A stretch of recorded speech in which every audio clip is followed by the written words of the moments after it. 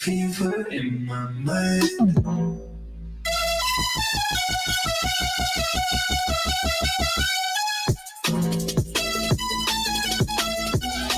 We feel it running through your veins, huh?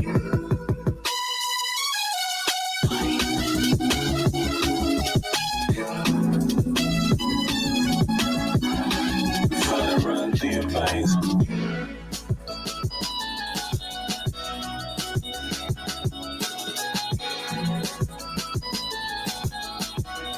We feel it running.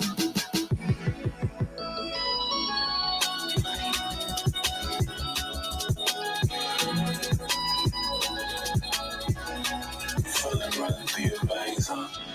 I can feel the fever burning from my blood. So irrational, something I can't touch. You can't save me from it. You can't turn the tide. Rushing through my veins, fever in my mind.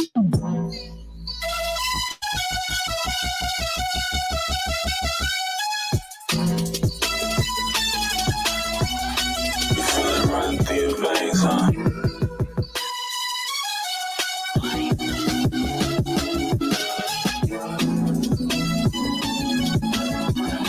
You feel it running through your veins.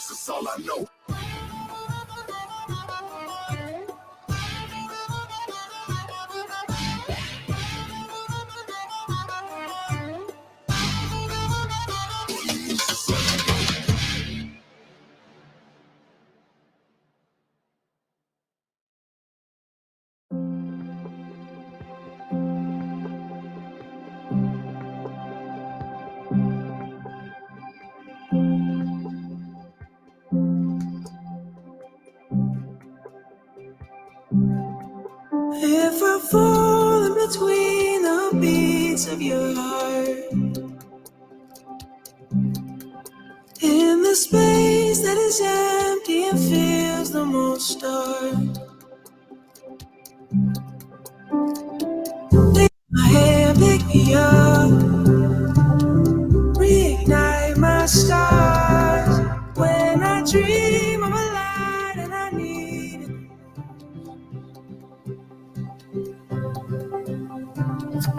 Blue skies can't be found. I'll hold you through the clouds. Your light is fading out. You've got me beyond the shadow of a doubt.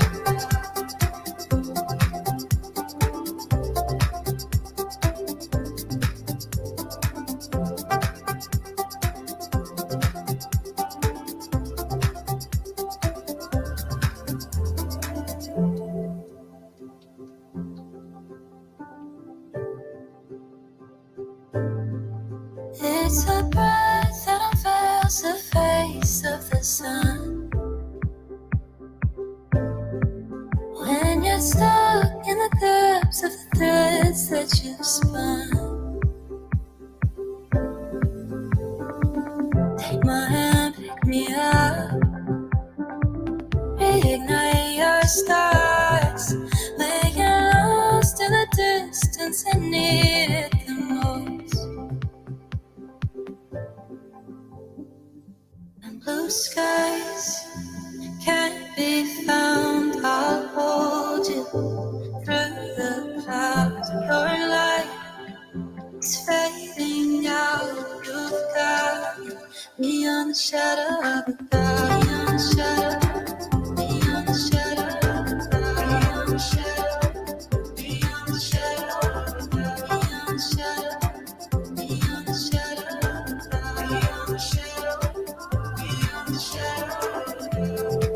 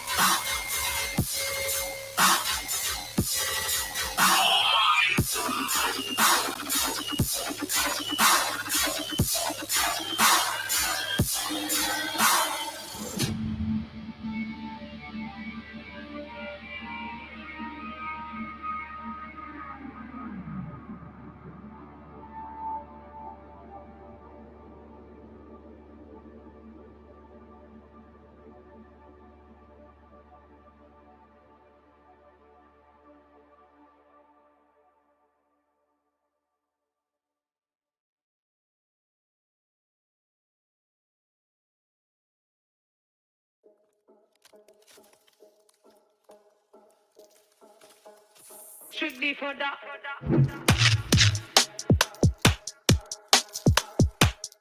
Hey, hey. Oh, you are peeking too soon. I saw as I stepped in the room. I'll probably jump on this tune. As soon as I stepped out the womb. As soon as I walked into class. The teacher, she gave me a pass. Stand on the table and dropping some magic. So everyone's shaking their ass, shaking their hips, losing their shit, rocking the fit. Yeah, just like Catwoman cracking a whip. Just dipping out, I'll be back in a bit. I'm back in a second, reloading my weapon, my tongue on my lips. Ask pretty please, you can jump on my. Let's talk semantics, a hopeless romantic. I probably might fall in love with this shit. What you got for me? What you got for me? What you got for me? What you got for me? What you got for me? What you got for me? What you got for me? What you got for me? Strictly for the underground. I said the underground. You know the underground. I said the underground. You know that. What you got for me? What you got for me? Straight up. Strictly for that. What you got for me? Ay, ay. What you got for me? You better be there. You wanna see the sun rise into the sound of the beats. You know where it's at. It's all about the underground sound. And if you know what you're listening to, then you know where that place be. Right. Oh, you are peeking too soon. I saw as I stepped in the room. I'll probably jump on this tune. As soon as I stepped out the womb. As soon as I walked into class. The teacher, she gave me a pass. Stand on the table and dropping some magic. So everyone's shaking their ass, shaking their hips. Shit, rocking the fit. Yeah, just like Catwoman cracking a whip. Just dipping out, I'll be back in a bit. I'm back in a second, reloading my weapon, my tongue on my lips. Ask pretty please, you can jump on my. Let's talk semantics, a hopeless romantic. I probably might fall in love with this shit. What you got for me? What you got for me? What you got for me? What you got for me? What you got for me? What you got for me? What you got for me? What you got for me? Hold up! The underground, you are the underground. The underground, strictly for the underground, you are the underground. Unknown caller.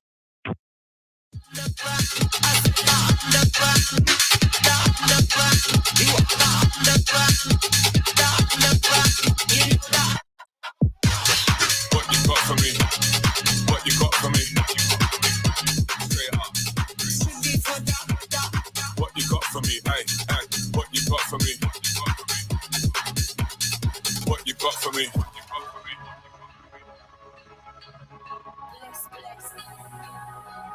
Strictly for that.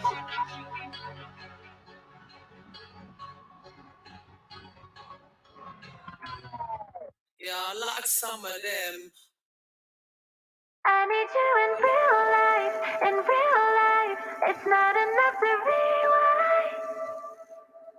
I need you in real life, in real life. It's not enough to rewind. The lost times, the memories in my mind's eye, a bone dry. It took too long to realize. I need you in real life.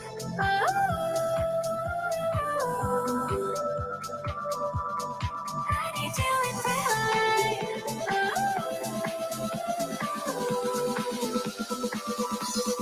I need you in. Yeah.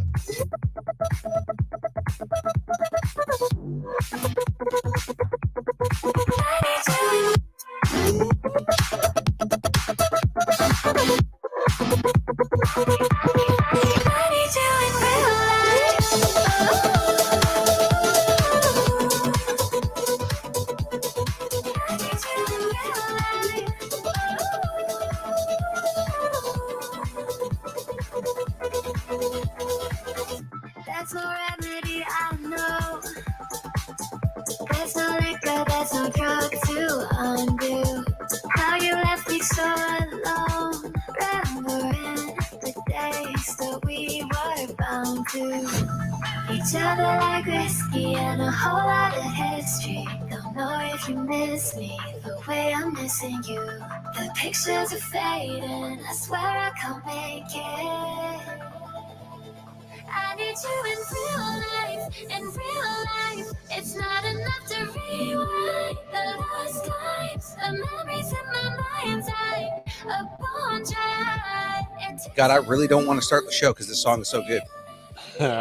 But we got it. No, but I mean, like, it's just the vibes, man. The vibes on this song. I just feel, so almost happy when this song plays. Yes, I too feel human emotions. This is the kind of stuff that I used to love playing when I DJ'd, man. I've had a couple people who've said they want me to do a music stream. So like, when I get turntables, I'm definitely gonna, when I get new turntables, because the ones I have now don't work with my computer. When I get computers a Mac. No, actually, it's because the turntable is a old generation and doesn't work with anything. Wow. I even busted out Jackie's PC and it still didn't work on that. So it's like, I gotta get new turntables, and when I get new turntables, then I will do a DJ stream, just like 2 hours of me playing music. So let's get, I know, right? It'll be fun. Let's get the show started.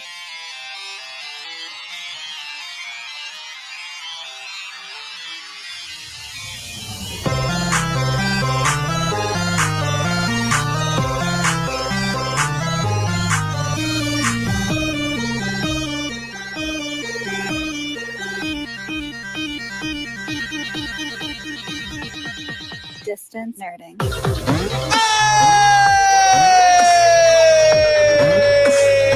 The silence is the beard, and the beard is beauty. What up, ladies and gentlemen? Hey. We are here. It is time. It is Thursday. We're getting ready to build some Lego. We've got a nice guest coming up here, guys. We're ready to have some fun. Yes. He's Graveyard. And he is the lover of all things, Ryan Reynolds, young Bill. Oh, absolutely. Absolutely 100% true. And ladies and gentlemen, we are here to nerd together. As much as we can. So here we are, ladies and gentlemen. It's Thursday. I'm back in the studio in the Taco Cave. It's been a while actually since I've used that term. The Taco Cave? Yeah, that's actually what the studio is called, is the Taco Cave. Sounds dirty. It is. It's all levels of dirty that you want to make that. Okay. Fuck.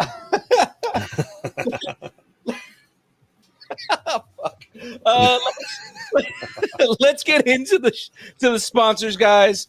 Hold on one second. I just got a message from our guest. Oh my god, we're already off the rails.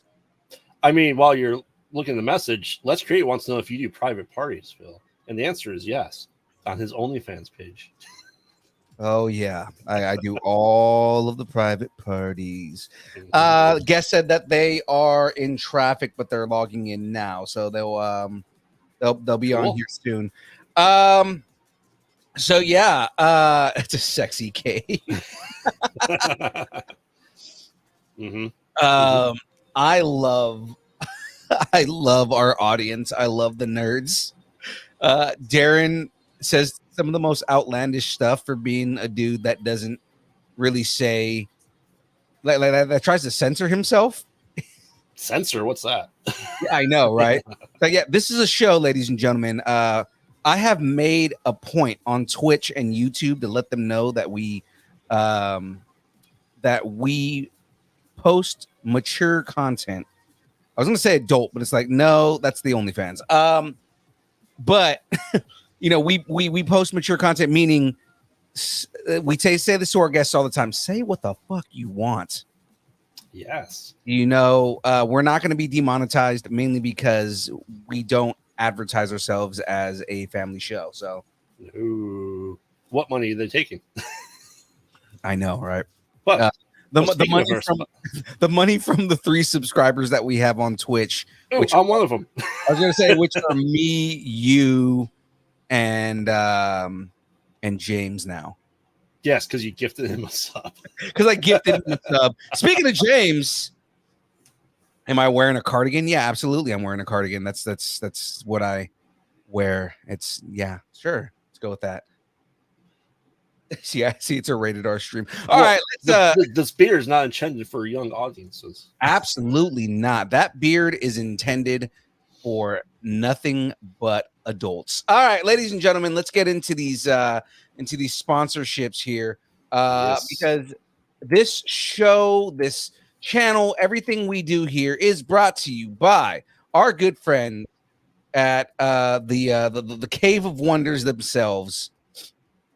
We are brought to you by Poddex. Yes, ladies and gentlemen, Poddex are a unique interview question and episode starting prompts in the palm of your hand. So whether you are a new podcaster or an existing broadcaster looking to grow your audience or get more engagement, you're going to want to check out poddex.com. Now use the code nerding10 for 10% off your order. It's awesome stuff, guys. You guys have seen me wear the Poddex shirt, the Podcaster Supreme shirt. Of course, when I drop this, you get to see the magic deck. It is magical. Exactly. That is magical. Graveyard. What's our question of the day? If you decide to get cremated, where would you want your ashes spread? I would want my ashes to be spread eagle.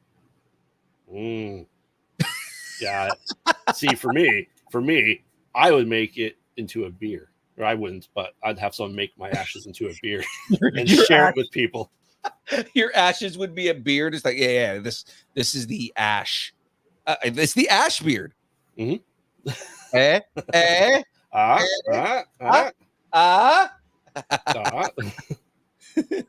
Oh man, double entendre is always nice.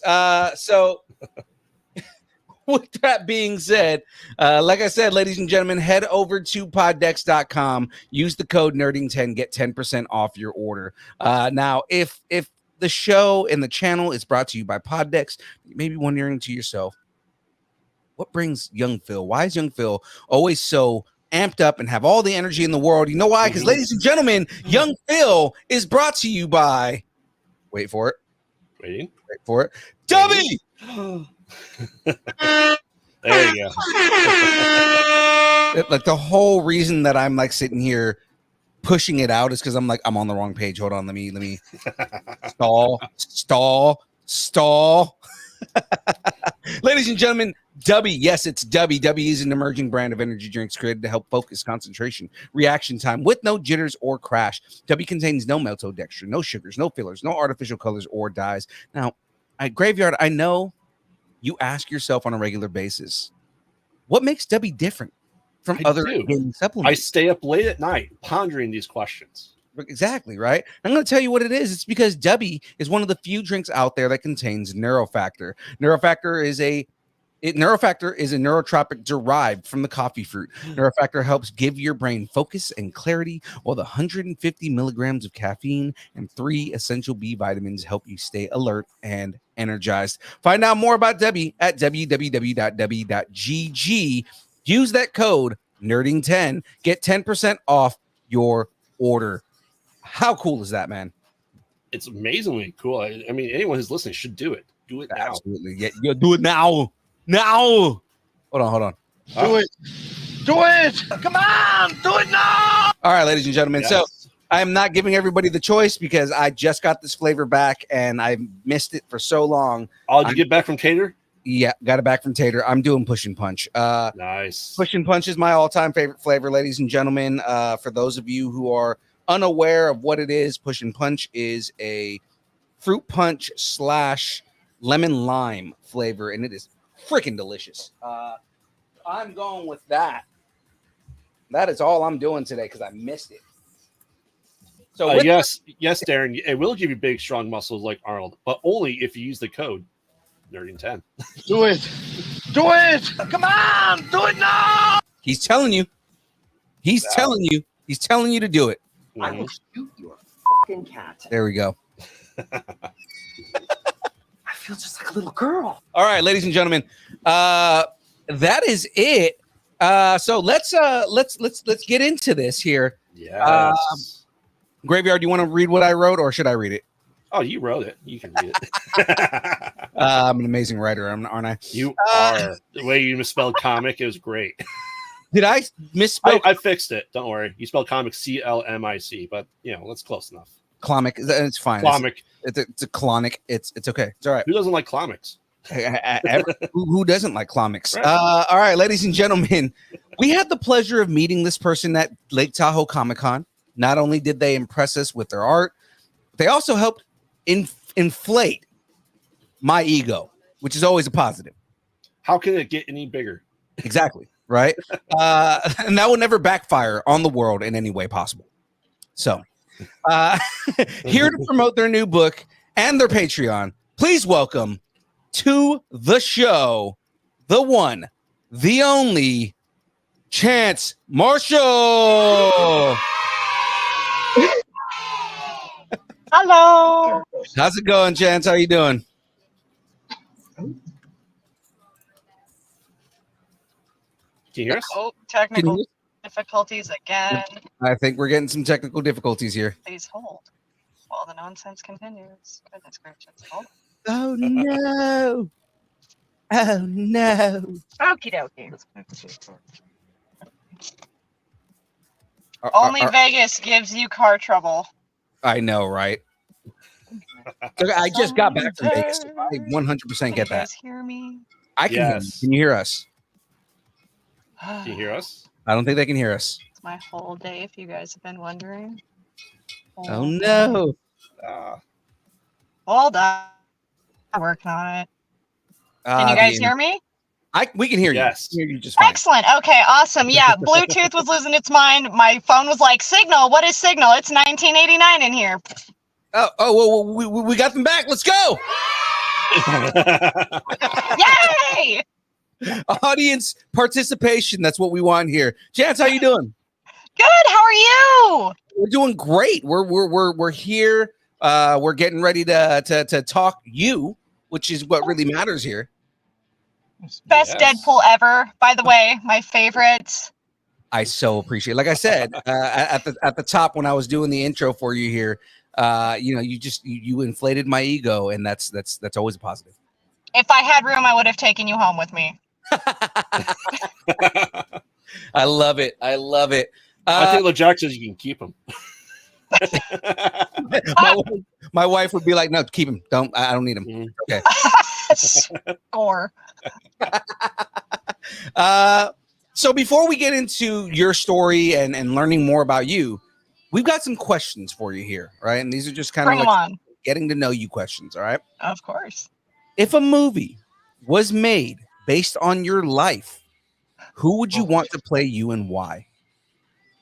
We actually discussed this at a job many, many years ago. I'm gonna have to say Elliot Page from Hard Candy. Like, I need that level of Elliot Page to play me.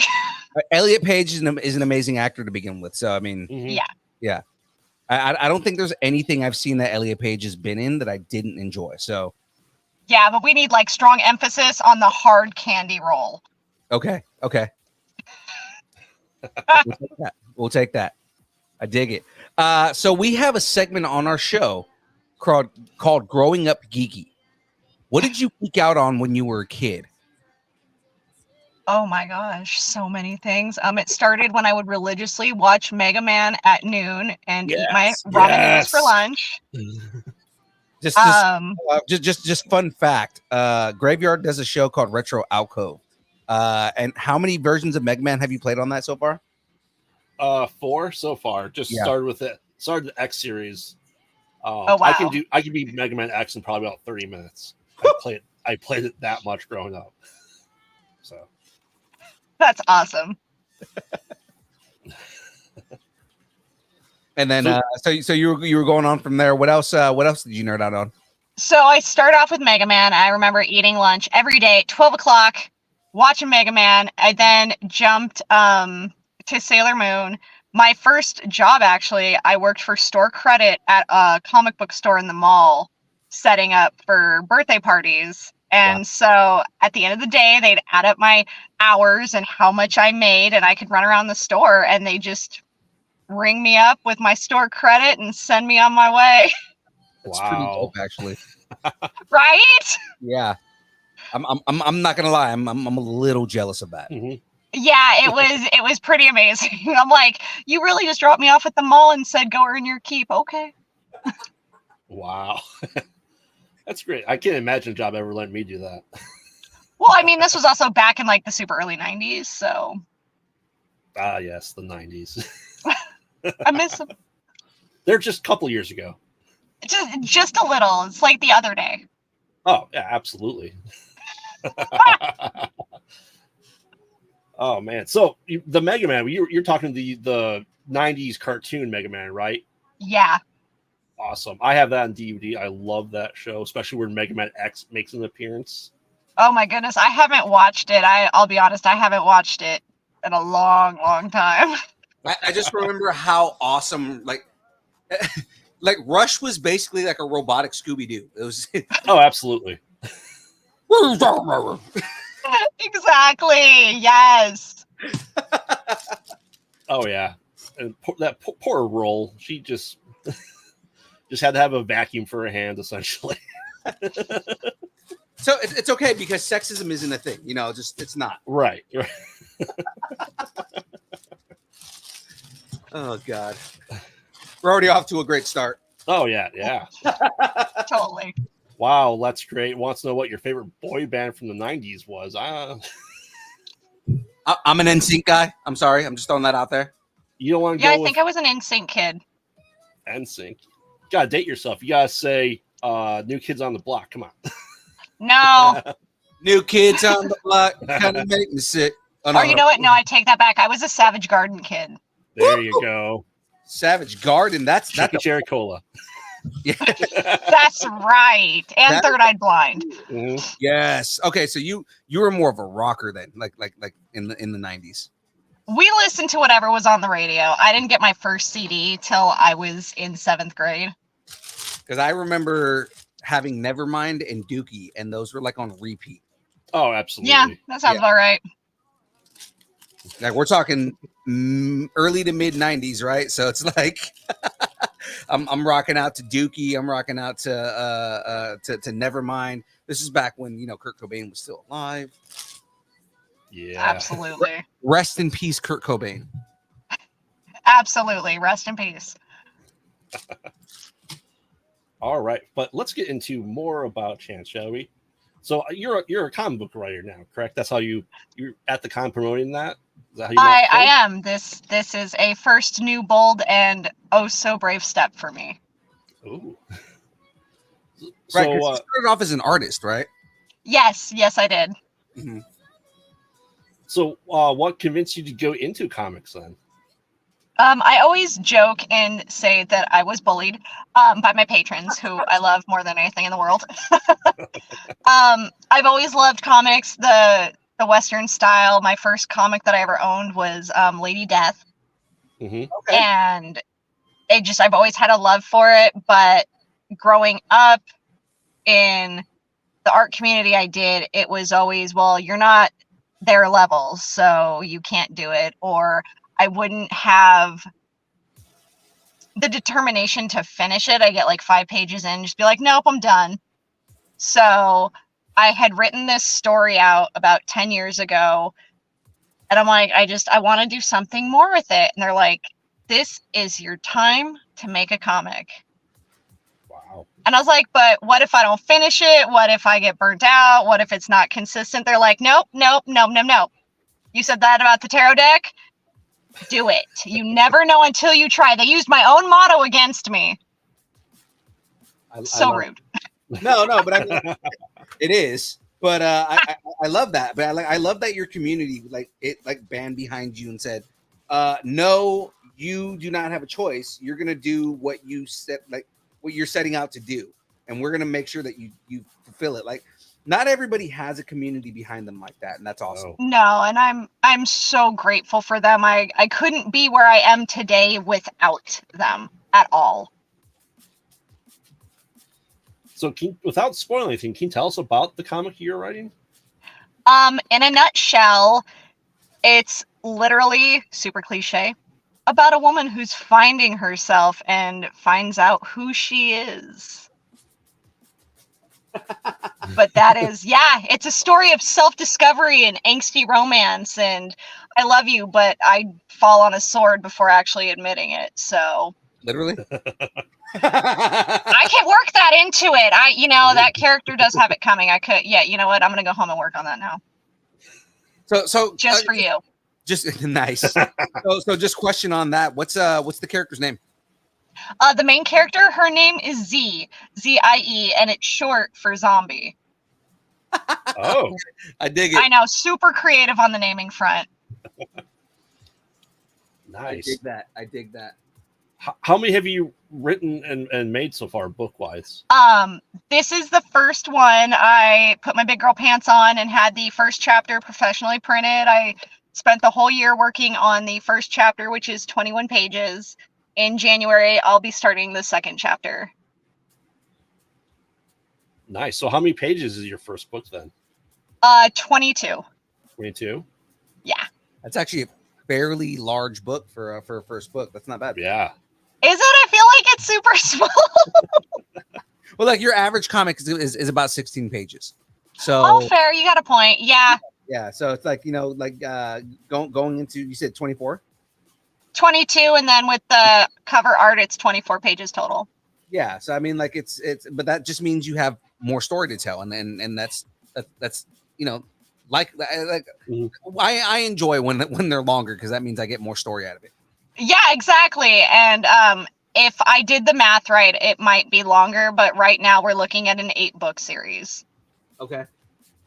Oh, And wow. each one's going to be about 20 to 30 pages. Nice. Do you have plans to make it a trade paperback or an omnibus when it's all said and done? I do have them printed as of right now. I'm just going to have them printed as completed. Just trying to, give myself a relaxed timeline, one chapter a year, see how it goes. I even consulted my Patreons before having it printed. I was like, are you guys going to get upset that Strangers Out in the Wild will finish the series before you? Because they're only on page 10. Wow. So they're like, no, go for it, print it. And I was like, okay, don't yell at me. Just let me do it. Okay, I'm just gonna. So we have a question here. It's a good question. So you're an artist and you're writing this. Are you doing both duties? Or are you just doing everything yourself? Yes. Yes. So it's just you. You're the entire team. I am me. The story has been completely written and completed and edited. And it kind of just sat on my shelf for about 4.5 years before I said, okay, fine, I guess we're doing this, because I'm insane and have nothing better to do. I love me a good challenge. So yeah, it's just me. The script's already written. I printed it out. I broke it down into what's going to be on what page, how many chapters. And yeah, it's just me. I don't have a colorist. I do it all. Oh, wow. That's Yeah. impressive. That's impressive. Yeah, I don't think I can't write a script to save my life, let alone draw on top of everything else. And there's no way for me to ever do anything like that. Yeah, there are times where I'm like, what have I done? I was like, it's okay. You can do this. Why did I do this? Who told me this was a good idea? That right there, exactly. Like, So- who cheered me on? Who encouraged this behavior? And then your Patreon goes, it was us. Yeah, they did. They actually pulled together and bought me a 22-inch drawing tablet, because I was like, well, that's a lot of hunching over and I've got a bad back. And they're like, no problem, fam, we got you. And for Christmas last year, I got a stand-up 22-inch drawing tablet. And they're like, no excuses. That's dope. Yeah, Yeah. I literally sobbed when it actually showed up, because I was like, oh my God, no, it's 2023. We have bills to pay, guys. Don't be doing this. And they're like, Nope. It's already there. Oops, I accidentally clicked the buy button. Oops, my finger slipped. Exactly. They're scandalous. I told you they're bullies. They're so mean. So is your comic all color then? Or is there any black and white? It is. There will be some scenes that are black and white, mainly to help emote the feelings I want going on in the part of the story. But that's also why the style is going to be various throughout the story as well, because I'm going to use it to evoke different emotions so the reader has an easier time connecting. Nice. But for the most part, it is all in color. That's got to be time consuming. I'm finding ways to get through it. I also am new to the digital art journey, so yeah, I just saw the horse and was like, I guess we're getting on it. So do you draw everything then digitally, or do you do anything on paper? I very, very roughly sketch out the chapters ahead of time, and then I sit down and I draw a cleaned up sketch and then ink and then color based on schedule and what time I have and how I'm feeling. Nice. Do you find it easier to do it digitally as opposed to the old school way of the paper? Yes and no, because with digital, I can get closer, I can have more effects, I can be more confident. You know, it's not, all right, once the marker touches this paper, that's it. So there's a lot less hesitation on that front, but maybe it's because I'm new, or maybe it's because I'm just too amazingly critical of myself. I often do find my time a lot just sitting there and I'm like, this is taking forever. I'd have been done with this if I had hand colored it. So you talk about it's kind of about Z finding herself, right? So what genre would you consider this series to be? Fantasy, romance, mild horror, possibly thriller. There are some very heavy adult themes throughout the book. It's not consistent, but you say horror and you're right up Graveyard's alley right now. So yes. Huge. Graveyard is our resident horror fiend. Yeah. I love horror. The first horror movie I ever saw, I was 7 years old. It was Silence of the Lambs. Nice. Yeah. If not that, because I don't know what I know you're in Vegas and I don't know what your guys' time is, but like the second hour of the show, we're finishing up our spoopy season bracket. What are our top four right now, Graveyard? Just to give her a preview. Our top, I don't know if we have our top four per se, but I know we're at least the top six. Let me pull it up here real fast. What did I call it? There it is. All right, so we are at our top four. All right, so we have top four are franchises. We're in franchises as a whole: Friday the 13th, Evil Dead, Child's Play, and The Ring. Really, The Ring? The Ring has beat out that the a Ring lot made of stuff. We were also surprised that The Ring made it this far. It's our chat votes on what moves on. So did they see the second one? that's kind of the arguments that we make is, did you guys see the other ones? It's just right. They'll go, the first one is great. I go, what about the next 14? Yeah, like I didn't watch those. Oh, well. You got to commit to the bit. Oh, exactly. I'm a Freddy Krueger and a Chucky kid. Love them. I love my psychological horrors. Like No Way Out. Just if someone's not dead or severely injured in the first 10 minutes, I'm not watching it. Have you guys seen the Feast series? Yes. If it's a horror series, Graveyard has seen it all. Yes. Literally Feast, his show. Slither, love it. If you haven't checked out his show, right? His show is called They Mostly Pot Out at Night Mostly. And they review horror movies, and their whole thing is well, Graveyard's I'm stealing his thunder, but his motto is we watch bad movies so you don't have to. Yep. We've been doing it a little over a year, and we've done over 200 and some odd movies. I mean, I used to get bored and walk down to the corner movie store and just like look at all the horror movie titles. So, and now we've got stuff like Sharknado, and I'm like, what? It's funny you say that. My wife, we watched The Meg for the first time last weekend or 2 weekends ago, and her first reaction is, "So when does Tara Strong come in?" And I was like, "No, that's Sharknado. It's a whole different." She goes, "Well, shit, I don't even want to watch this anymore." She likes what she likes. Yeah. She's a Swiftie, so I mean, you know. She's a Swiftie. Yeah. Well, that explains it. Explains a lot. You know, happy wife, happy life. Them's the rules. Yeah. Oh yeah. 100%. So if he suddenly goes missing on cam, we know who was listening. Oh yes. One of our other hosts, we always walk in that the she's studio and murder me. Yeah. Live on camera. It's our duty as spouses to keep you in line. Very true. So you said you have a little bit of mild horror though in your comic. Is it? Yes. How graphic do you get with that?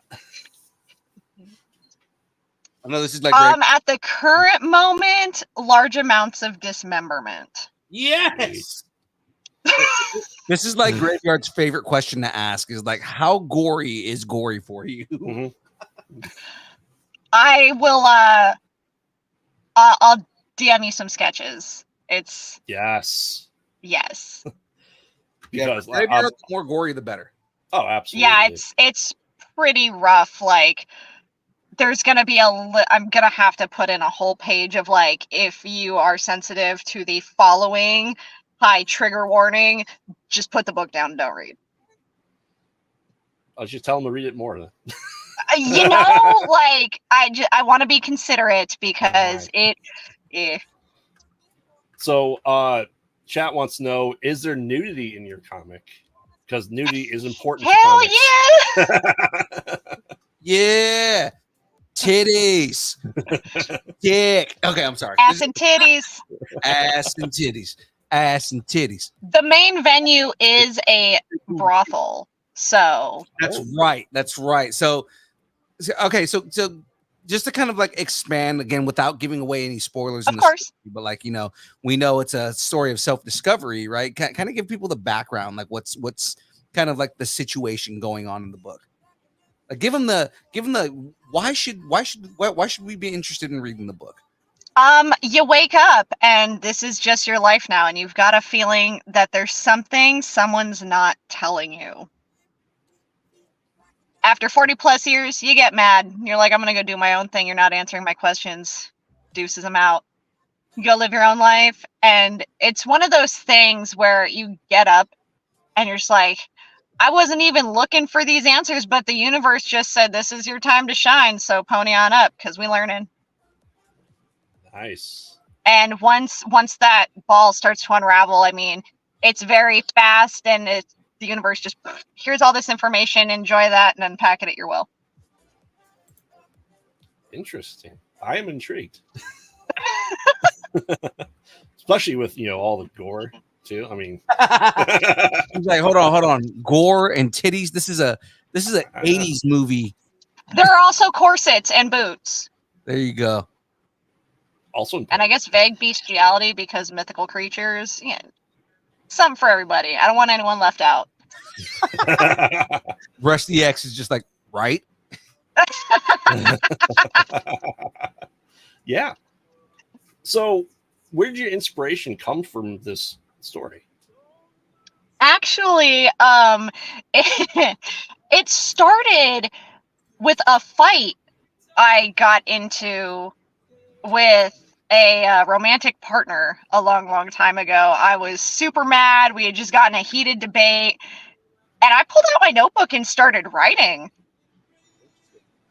So I use a lot of my life experiences to pull for situations because that's how I relate and that's how I can make him as relatable as possible. So a lot of the scenes and experiences the character has is based off stuff I've gone through in life. Very interesting. Yeah, I mean, don't they always say the good writer takes inspiration from their life? Right. Yeah, you say that now, and then you're gonna read it and be like, "Chance, do you need a hug? Like, should we call you a therapist?" To be fair, Graveyard is in indie horror movies. All the people who make indie horror movies need a hug. Yes. I would stand there and give hugs to them all, head scritches, little forehead smooches, all of it. I was gonna say, I mean, just to take it a step further, he does give them hugs. So That's true. Or in some cases, have to hide behind trees so people can act. But yeah, you are taking up a lot. Once you're done with this series, do you see this world being further explored? Do you have other plans for another series after this? I've thought about it. I've thought about it because I want to know more about. I mean, I even took time, and I'm lazy. I'll be the first one to admit it. I took time to build out the world. Mm-hmm. Like, I drew it out. It's got different names. I know how the travel works. Usually I'm like, no one's trying to do that much. That's why I don't play D&D. I cannot put that much thought into a character. This one I could. Nice. So potential second series is what you're saying. Potential. We'll see how the first one goes, but potential. Would I like to? Absolutely. Also, not putting the cart before the horse. so mid-episode plug your Patreon so that way people can know where to get your book and how to buy it. Yes. My Patreon's $5 tier and up gets a comic page once a month. That, depending on how this year ends, will be bumped up to multiple pages a month. So you can go on patreon.com/mayIart, MAYIART, and sign up for a tier. You can pick one of the pre-dones. You can do a custom pledge. There's something for everybody because I have patrons who don't have room for physical stuff, so they just get digital. I have patrons who get a sticker, a printed comic book page, and a pin every single month. Nice. Yeah, wow. I really try and go as far as I can for patrons because, like I said, I couldn't do this without them. Oh, yeah. So have you been going to cons to start promoting this book? This is my first year going to cons, and Lake Tahoe, where y'all found me, was the public premiere. Really? Yeah. Wow. Yeah, I was terrified. I've done retail for 19 years. I am no stranger to strangers, but I was like, oh no, I can't do this. That's why when you guys approached me, I was like, you what? You want to what? Because you had approached me I did. Because you really liked the costume, and we talked for like a minute, and I was like, oh, well, you got your own comic? Like, we promote indie comics on our show. Like, why? Hey, that's how I make friends. I just walk up to strangers and I'm like, hey, you're cute. I like this. You're amazing. Let's be friends. I feel I'm not sure I'd walk up to you if I saw you in public. Just scream, Chance, to give me a hug. That's always appropriate. No, I said Phil. I said I wouldn't have gone up to Phil. Phil, I think it was his sign because I was like, best Deadpool ever. Yeah, it's like when I'm dressed as Deadpool, I'm very approachable. So it's like everybody wants to walk up and give me a hug, and I'm going to give anybody a hug. Absolutely. Right? Free hugs. What was it? What did his sign say? I couldn't tell you. I've got the memory of a cracked out gerbil. Like, don't ask me what I ate for breakfast today, my guy. I had a sign? What was my sign? I had a sign? Did it open up your eyes? It opened up my eyes. I saw the sign. Exactly. Yes. Darren's saying that you sound exactly like Ryan Reynolds, that you are just the clone of I Ryan will Reynolds agree. himself. It's Really? very similar. I have been told that multiple times. I was Yes. mistaken for Ryan Reynolds in LA last year, and I was like, I have a dad bod. I'm not right. I appreciate that you think that I'm as sexy as Ryan Reynolds, but I'm not. I'm a discount fat version of Ryan Reynolds. Hey, I just call it like I see it. I'm not in, the company of lions, so I just call it like I see it. Nice. So you talked about some of the comics you grew up. Do you get any art style from comics, or do you get that from anime or manga or anything like that? That is something I still constantly battle with myself because I've been watching webcomics since some of them started. Some of them are 20 plus years strong. And in the back of my mind, my brain's always like, you're not as good as them. You should have a consistent style. And I have to sit myself down and be like, no, what comes out of your hand is you. When I first started drawing, it was very pressed upon that if you weren't drawing realism and still lifes, you weren't an artist. And I didn't want to do that. I wanted to draw fantasy. I wanted to give people a place to escape and get away for 10 minutes, to just live in a new place. And it's a trip, the theme that we get with artists. Yeah. And I just draw, I try and keep some consistency, but style's always changing and it just depends. So I just go with it. I stopped fighting myself. Yeah. No, we've been told by multiple different artists that, they're all told that same thing. Like, oh yeah, no, if you're not drawing still life, if you're not drawing ultra realism, you're not a real artist. And it's like, well, no, I mean, like that's stifling creativity. Exactly. But, comments like that are always followed up with, how are you ever going to end up in an art gallery? I've walked art galleries. I don't want to be in an art gallery. I don't want people to look at my stuff and go, oh my God, I could never touch that. No, I want someone to walk up and touch a painting and just, or, look at it and have their bad day go away or chuckle or feel like this piece relates to me. I don't want people to be scared to approach my pieces. Right. I don't know. I don't think Andy Warhol was painting pieces and saying, how will I ever end up inside of a gallery? And they made Andy Warhol lived in an interesting time. Right. But I mean, like they made galleries based on his pieces. Like what it is when people are telling you have to apply to the norm, you have to be the norm in order to make art. It's like, well, no, the whole point of art is being creative and people recognizing you for your creativity. Exactly. I didn't want to blend in. I mean, my whole life I've always made sure I don't follow trends. I see a trend, I walk the other way. I don't want to be a part of the crowd. I follow my own drum. I do my own thing. I make sure I don't have what other vendors are selling because I don't want to blend in. My tables are bright orange and people always approach me. Oh my gosh, you're the bearded lady, or you're the one in all orange. That is what I want people to know. I may not recognize you, but the fact you recognized me from 6+ months ago or last year because of my face or the color I decorate my tables with, there we go. Oh yeah, and and with the comic world, I feel like you can do different, especially indie comics. You can do different styles even per comic. We talk to other artists that change it. And sometimes in the run, you have different artists just because things happen and the style changes. And I don't think it ever takes away from the story. Yeah, and it might actually end up fitting the story better. Yeah. So I stopped confining myself to that box and I just said, we're just going to go with what feels right. This sounds like a conversation you may have had last night, Graveyard.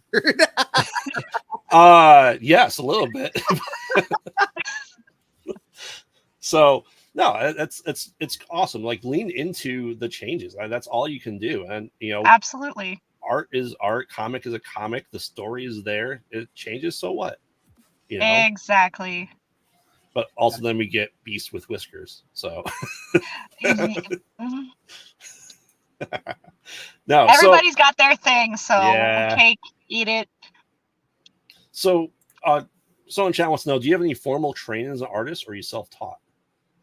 I've done some art classes where I had to sit at a horse and watch my posture and hold the pencil a certain way. I've done art classes in school. I didn't go to college for it. Everyone wanted me to. I was in AP art and was going to use my portfolio to get in, but I just hit the worst year of art block, and my art was, even looking back at it to this day, is absolutely atrocious. And you can just see that I didn't want to create. It was just everything stiff and rigid, and there's no fluidity. The colors are muted and gross. But again, I was being told no one's going to accept your stuff if it's not realism. And my teacher was a former Disney employee. Wow. I mean, Yeah. how can they say that? 'Cause if you look at comics, none of those people are realistic in any way, Yeah. shape, or form. Yeah, I also loved drawing couples, in any sense of the word, whether it be two people on a page, hugging, kissing, nothing adult or graphic, because I was in high school, and I was always shut down and told to stop. Literally, they would say verbatim, you need to draw less pornographic material. Wow.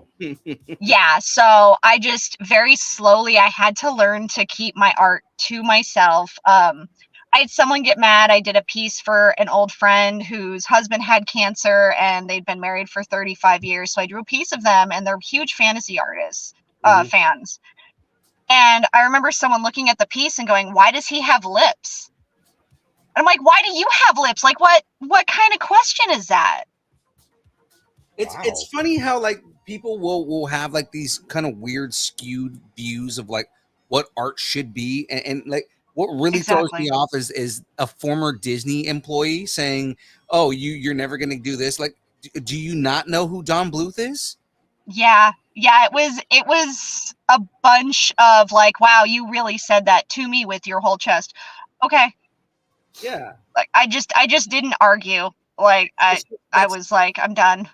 That's dumb. It's like the dumbest thing for anybody to say, especially in the art community. It's like, again, Don Bluth being the guy who made Disney what it is, and then left and went and did his own thing because Disney stifled him. But it's like, you know, it's like Don Bluth is like the perfect example of the anti what the fuck you're telling me right now. Oh yes. You're not my supervisor. That is very much the energy I try to bring to the table all the time. Like, I've had people walk up and look at my stuff and they're like, "You don't need that." And I was like, "That's for them to decide, not you." Right. And they'll be like, "Well, I live there too." And I was like, "And so do they." Like I said, I did retail for 19 years. No one scares me, and I'll hurt anyone's feelings. Like, just let them have a moment of happiness. Let them have the shiny trinket. Yeah. You're not the boss of me. Yeah, that's right. You tell them. I say that, then my wife yells at me. Yeah. My husband says that, and I'm just like, "I'm sorry, one more time." I didn't hear you. I said no, Ma. Tired, Grandpa. Tired of your shit, Grandpa. That's too damn bad. So, what art style do you have that influences your technique? Did you do any like research for comic books when starting to create this? I did. I looked up, how to draw comics, and I looked at how my other comics that I follow have formatted theirs, and there was really no style. I actually joined one's Discord, and I was like, "Hey, total noob question. How do you do this?" And they're like, "Dude, I just draw. I'm self-taught. I just do it. If it feels right, awesome." So I went and I looked up Western comics from when I was a kid. I mean, they're still around now, but it was just so chaotic, and some of the panels are overlapping.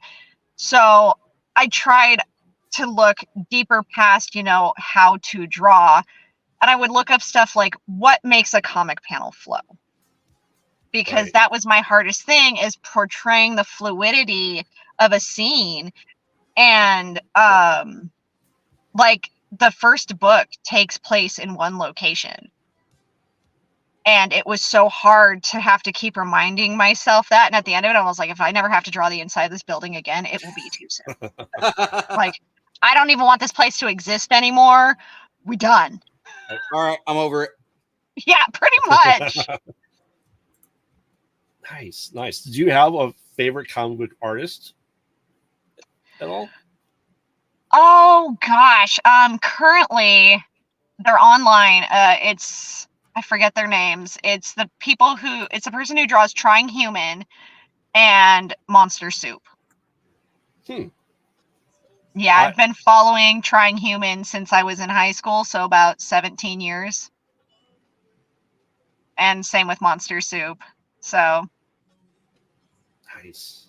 yeah, it was nice to find that their comics were still going, and I caught up and I was like, absolutely yes. Yeah, Phil can tell you, before I joined Distance Learning about a year ago, I wasn't a big comic book person, but talking to people like you and others, it's he knows I am now buyer of indie comics. Yeah. And it's crazy. I mean, I've had people send me one. Someone sent me one called Persephone, and it's of course about the story of Persephone, but it was like a new age take on it. And almost every page was maybe 3 panels, if not just a full piece. Oh wow. And it was so nice, and it wasn't overwhelming because yeah, you have this whole scene, but it tells so much. Like there's a scene where she's walking into hell and you get this gorgeous view of what the underworld looks like. Right. So in that one scene, they've said so much by doing, I'm going to say, so little. But they didn't need to squeeze 15 panels into a page to, sometimes you just really have to sit down and be like, is this pertinent to the story? Because your brain will fill stuff in. Right.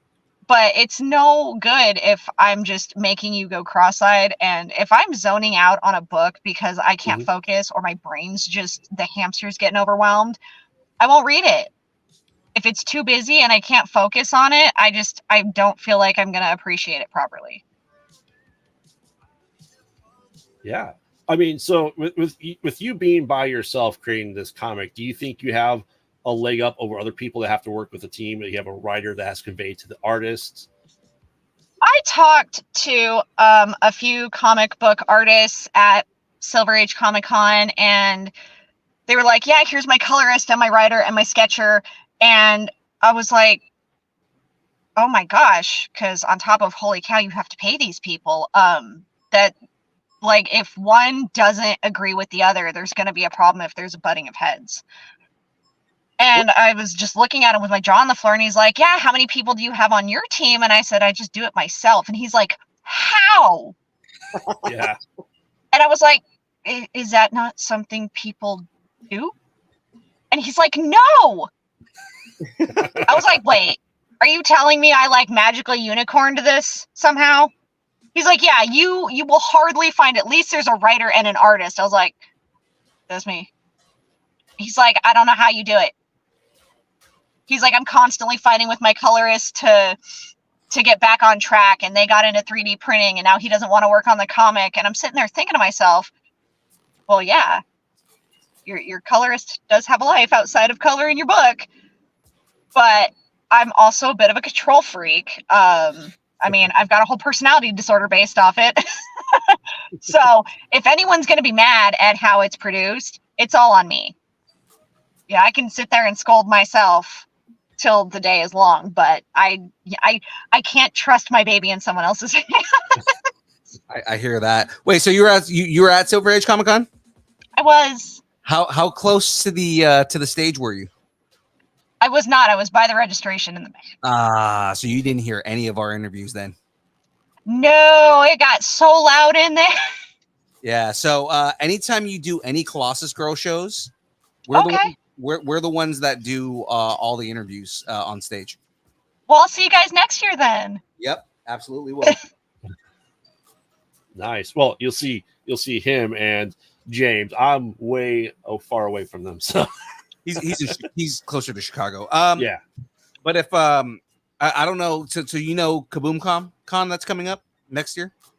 Isn't that in Carson? Carson City. Yeah, we're supposed to be doing a interview on stage there too. So. Ooh, I was looking into that one. Yeah. It looks like it's going to be a good show. So I mean, I'm fingers crossed. Yeah, exactly. No, I was at Silver Age Comic Con in 2023. Yeah. So we're always at Silver Age. We do all the Colossus Scroll shows. Nice. So you will see us again. I'll be there. I'll jump around.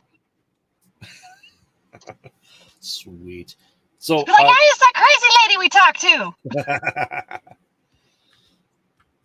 oh look, Geek Saga's in the house. Hey, Geek Saga. Saga's in the house. Yes. Oh, I'm too far away. I can't do the. Okay, hold on. I can do it. This is the part of the show where Phil trips over his wires. I have faith in you. Damn it! I fell again. Rebecca. House.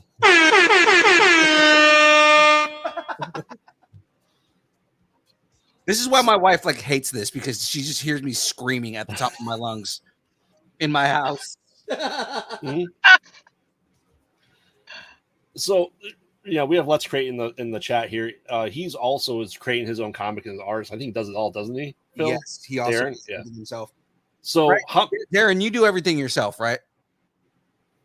pretty sure he does. But he wants to know, what's your average number of panels that you have per page? Do you have?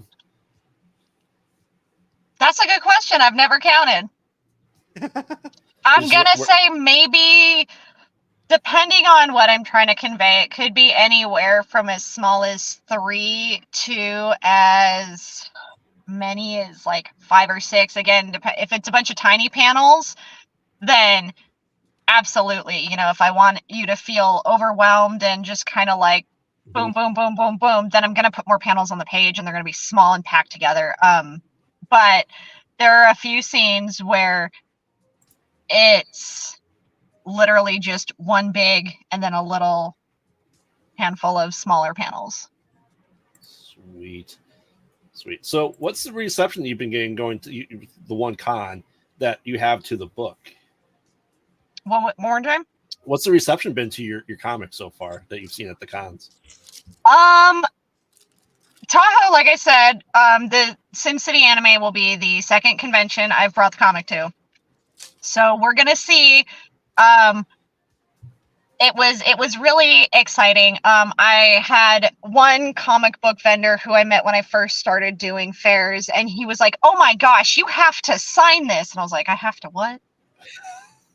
He's like, "You have to sign this," and I was like, "It's just a comic." He's like, "But it's your comic. You did this." I made you sign your the picture you gave me too, and you were like, "You want me to sign it?" Like, yes, I want you to sign it. Exactly. I'm just like, this isn't a big deal. And people are like, "Are you kidding me? This is the first print. This is a first edition. This is a big deal." And I'm like, oh. I know you as an artist, because remember, you're always your biggest critic, right? But like, Oh yeah. don't know if this ends up becoming a giant success, and you have to do reprints, right? So people who have that first run of the book with your signature on it, that shit'll be worth money. Yeah, so and it's spoiler for anyone watching this who's going to be at Sin City Anime or someone who bought it. You are getting a super rare first edition because there are oopsies and a page missing. Ooh. It's not pertinent to the story, thank goodness, but I got home and I was like, wait a minute, there's something. Oh my god!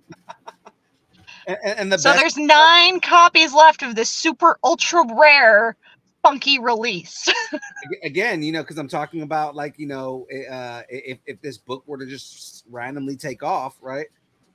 If somebody has this book where it's missing a page and has like these errors on it, that makes it worth even more money. Yep. I was so embarrassed when I realized I had been selling comics with a missing page, and I went, ooh, everyone loves a defect. I was like, oh my gosh, best release ever. Oh man, I'm excited for you. It's really awesome. Like I said, the fact that Phil and James get to meet people like you in person is amazing to me. Aw, the fact I get to meet people like you in person is amazing to me. Thank you. So yeah, and let's face it, it's a very huge accomplishment creating your first comic. I mean, that's, like I said, I could never do anything like that. But Don't say never. I said never for a long, long time, and look at me now. He says I can never do anything like that. Meanwhile, he's over here writing movies. So I mean, Oh, really, sir? This is Wendy's. this is a Wendy's. Sweet. It's like, where's my Frosty? Oh man. So yeah, listen, this is like I said, it's awesome to be able to see someone that does everything as a whole package. Do you ever see this getting bigger that you have to create a team? Oh gosh, I wouldn't even know who to reach out to if it did. No, I don't know if that's just me being humble or, trying to keep my ego in check, but I don't see it getting this big. And that's because the comics I follow online and the artists I've followed, and I tell new vendors this too, and inspiring artists, the people you follow online have been doing this for many, many, many, many, many a year, decade. They've been online. They've had every single starter platform. Mm-hmm. They have committed to the bit, and people don't realize in today's society that you don't have a bajillion followers overnight. oh yeah, I've had my Patreon for 3 years. I've fluctuated. I think I'm now at 14 Patreons. I used to be at 25. It happens, but you can't consider yourself a failure. When stuff like that does happen, you can't get mad if your TikToks don't get any views. And I see that a lot on the apps, artists putting themselves down, and I'm like, just give it time. You're wanting that instant gratification and that overnight fame, and it goes as quick as it comes. see, I put myself down, but as a joke, and more so to keep myself humble. Yeah, no, you got to keep your ego in check real hard, because let me tell you, I've shown up to a couple events. I'm just like, I'm amazing, I'm the best, and then I made no money, and I was like, ooh. But a lot of people always say, it's so nice to run your own business. No, it's not. It's hard. I am my own. I package my own Patreons. I have to print them. If my printer goes out, we're fighting. Mm-hmm. I mean, my internet shut out in the middle of mailing out package orders, so I couldn't print my labels. Like stuff like that. I've been doing fairs this year since March. Mm-hmm. I will be done before Black Friday. Yeah, I've probably done over 25 fairs this year. Wow. I am exhausted. I'm tired. I want to go home. I want to sleep. But I also know if I don't go out there and make these connections, it's not going to happen. I tell new vendors, you may not make any money, but give out your entire box of business cards. Yeah. Because someone's going to follow you online and tell a friend. Yep. So self-marketing is hard because it doesn't happen overnight, and it is exhausting, and there are people who look at you and they're like, no. And I've had other vendors tell me I'm gonna fail and that I don't belong at events. That's not your decision. When a vendor tells you that, then they can go and promptly fuck themselves. Oh, absolutely. And I'm like, okay, see you next year, Toulouse. I'm stubborn. No one tells me no. We're really big on, like, we do not like, we don't like it when when creators put other creators down. Absolutely. And I started telling the other vendors, if you guys don't give out the information on where these events are going, there won't be any craft fairs in 10 years because you guys aren't going to live forever. Right. So start encouraging. That's why I tell people, hit me up. I'll give you every single link I have to craft fairs in the area. I will give you the tools, but you got to do the work. So do you ever, see this go into another media? Like if Netflix goes, hey, we're going to create a, anime off of this. They could not air this on Netflix. No? Is it that bad? No. So make this a series on the Max. No, on Pornhub. Yeah, probably Stars After Dark. Like this is a Pornhub exclusive. Yeah, pretty much. Just because of the topics that I dip your toe in, some people they don't want to talk about that. Yeah, I mean, I get that. It's fortunately there's always people like that in the world that Oh, can't. absolutely. And there are times where, I'll tell my husband, don't bother me. I have to hurt my own feelings to write this part.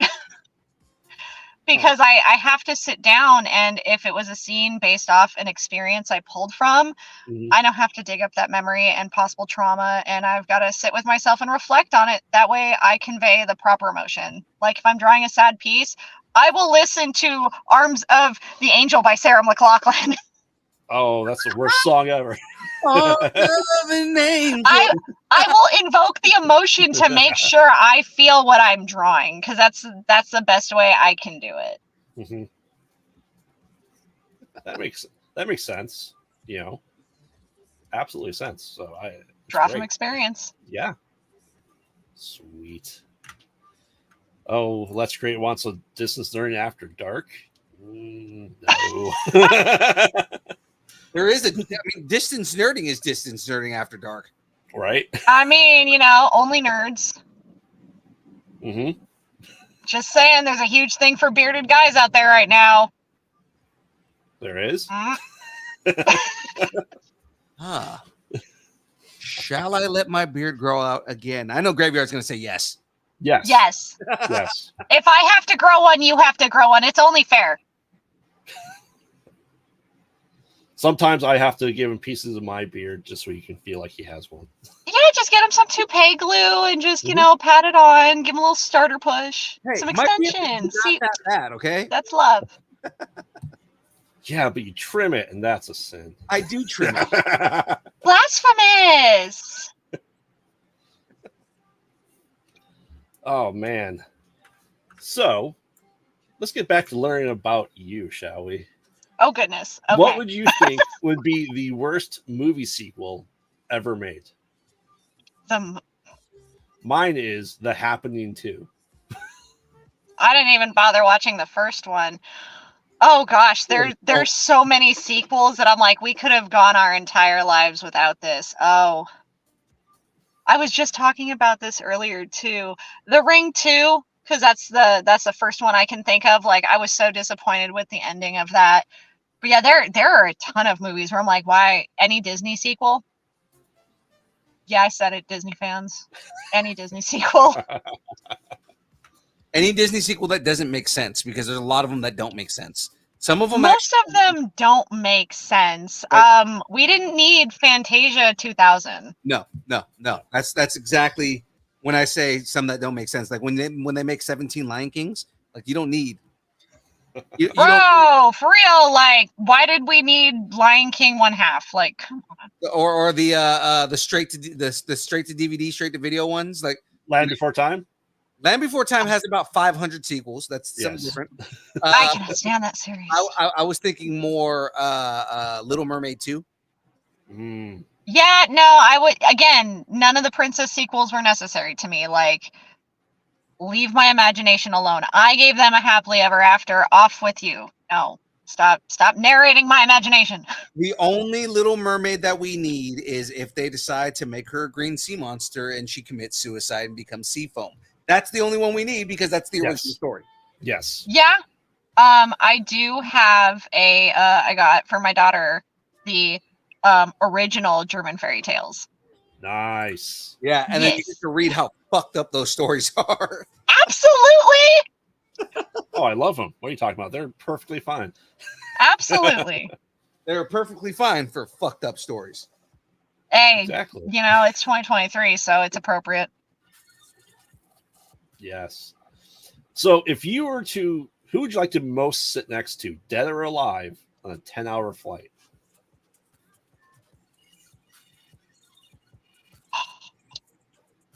Patrick Swayze. Ooh, Patrick Swayze. From any movie in particular? Dirty Dancing. Okay. I used to ask my mom, can you marry Patrick Swayze? She's like, wouldn't that be weird? He'd be your dad. I'm like, I don't care. That or Robin Williams. If Swayze's busy, I will take Williams. Ooh, that'd be a fun one. Oh my God, I would probably die of laughing. If Robin Williams became your dad.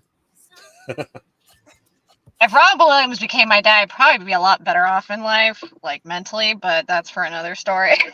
I don't know, because Robin Williams, he suffered from Yeah, he had a very dark past. My mom actually went to his first comedy show. Oh, really? Yeah. Yeah, Wow. he had a very dark past. Absolutely. He dealt with a lot. He had a lot of mental health. Hmm. Absolutely. It's the ones who smile the brightest who suffer the quietest. Yeah. Sadly. So, what are you currently nerding out on? What am I what? Currently nerding out on? Is there any TV show or movie that you're just like obsessed Oh with right now? gosh, I just finished My Happy Marriage because someone's like, it's only 10 episodes, and I don't have the attention span to sit down and watch a whole series Mm-hmm. as of late. But they're like, it's only 10 episodes, you can watch it knit. And I was like, oh, I can watch it knit? Okay. Finished that in a day.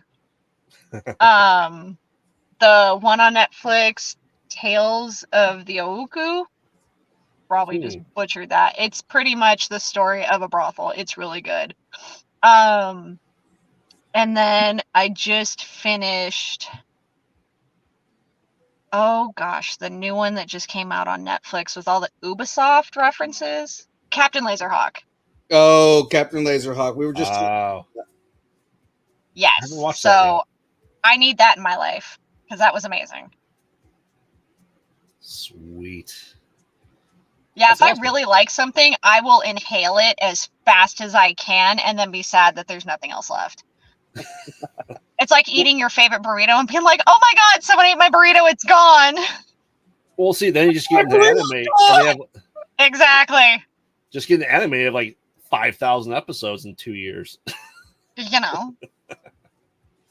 I'm also Right. a huge Archer fan, so I love Archer. Outlaw Country, my whole spirit. Lana. What? Danger zone. Yes. So Phil has some of the hardest questions for you. The hardest questions. hitting questions in Bring it. in the history of any interview you're ever gonna do. Right here, all right? I'm ready. Bring it. What is your favorite kind of taco? Chicken from Del Taco. Nobody ever expects it. They're like, it's gonna be hard. Tacos. Fuck. Okay. No, that is a hard question because I grew up in Southern California. So I have high expectations, but if it's going to be fast food, it's going to be a grilled chicken taco from Del Taco. Yeah. And it gets even harder if I want soft or crunchy shell. So there are many dilemmas. If we're gonna talk dilemmas and hard, I'm Hispanic, so I mean, like, it's tacos are a touchy subject for me. Yeah. I lived with an El Salvadorian woman many years ago, and she used to make refried beans from scratch for breakfast. I'm Nicaraguan, so I mean, you know. I can't eat them at restaurants anymore. I'm ruined. They were so good. That is a life ruiner right there when you learn how Salvadoreños cook. Oh, it was so good. So good. Man. So what's some advice you might have for anybody trying to get into this industry? The art industry or the comic industry? Both. Yeah. Be yourself. If you have an idea, do it. See it through to completion. If you stumble, cool. Your knee's going to get scraped. You're going to bonk your elbows. You're going to get bruises. People are going to hurt your feelings. Just take it with stride. I can't take constructive criticism to save my life. Even though I will ask for it, people say, yeah, you're right, that does look wonky. And I'm just like, oh! But I also get frustrated when people don't give me feedback because it feels like they're throwing me on the head. Ask for feedback, show no fear, do what you want, but don't be an asshole about it. You know? Yeah, I love it. Don't gatekeep your resources. Help other new vendors. You know, if you see someone who's like, I love to draw. I can't tell you how many parents have dragged their kids over to me and been like, they want to draw, talk to them, and walked off, just left me with their kid. Dude, And I just dipped into super empowering adult mode, which is always, And I'm like, don't stop drawing, never give up, don't listen to what anyone says. If you want to draw, there's no right way to do it, there's no wrong way to do it. I used to know a guy who drew like dark acid drop Dr. Seuss art, and it was the most amazing stuff I'd ever seen. It was so unique, and I'm like, it doesn't matter what you draw, just draw, get it out, don't keep it to yourself. It breaks my heart when I hear people who are like, I used to draw, and I'm like, so why'd you stop? Right. Just do it. And it helps build backbone, bravery, however you want to put it. Ask the hard questions. Be like, what do you think I could do to improve? Because it's really easy for people to say stuff like, oh my gosh, you should do this. Yeah, do you know what doing this entails? That's how my tarot deck Kickstarter got made. People were like, you have to do a tarot deck, you have to do a tarot deck. I'm like, I don't know anything about tarot. That's 72 cards. That's difficult. Like, what? And they're like, yeah, do a Kickstarter, it'll be great. And so I did it. I finished the deck in a week. It was my first digital art project ever. And I went up to those people and I'm like, I noticed you haven't pledged yet. And they're like, I wasn't going to. And I was like, no. Here's a screenshot where you said I should do this and it would be a great selling point. You are partially responsible for this project coming to life. You need to back it. You know, you have boundaries, respect them, you know, and don't tolerate art theft, for the love of Christ.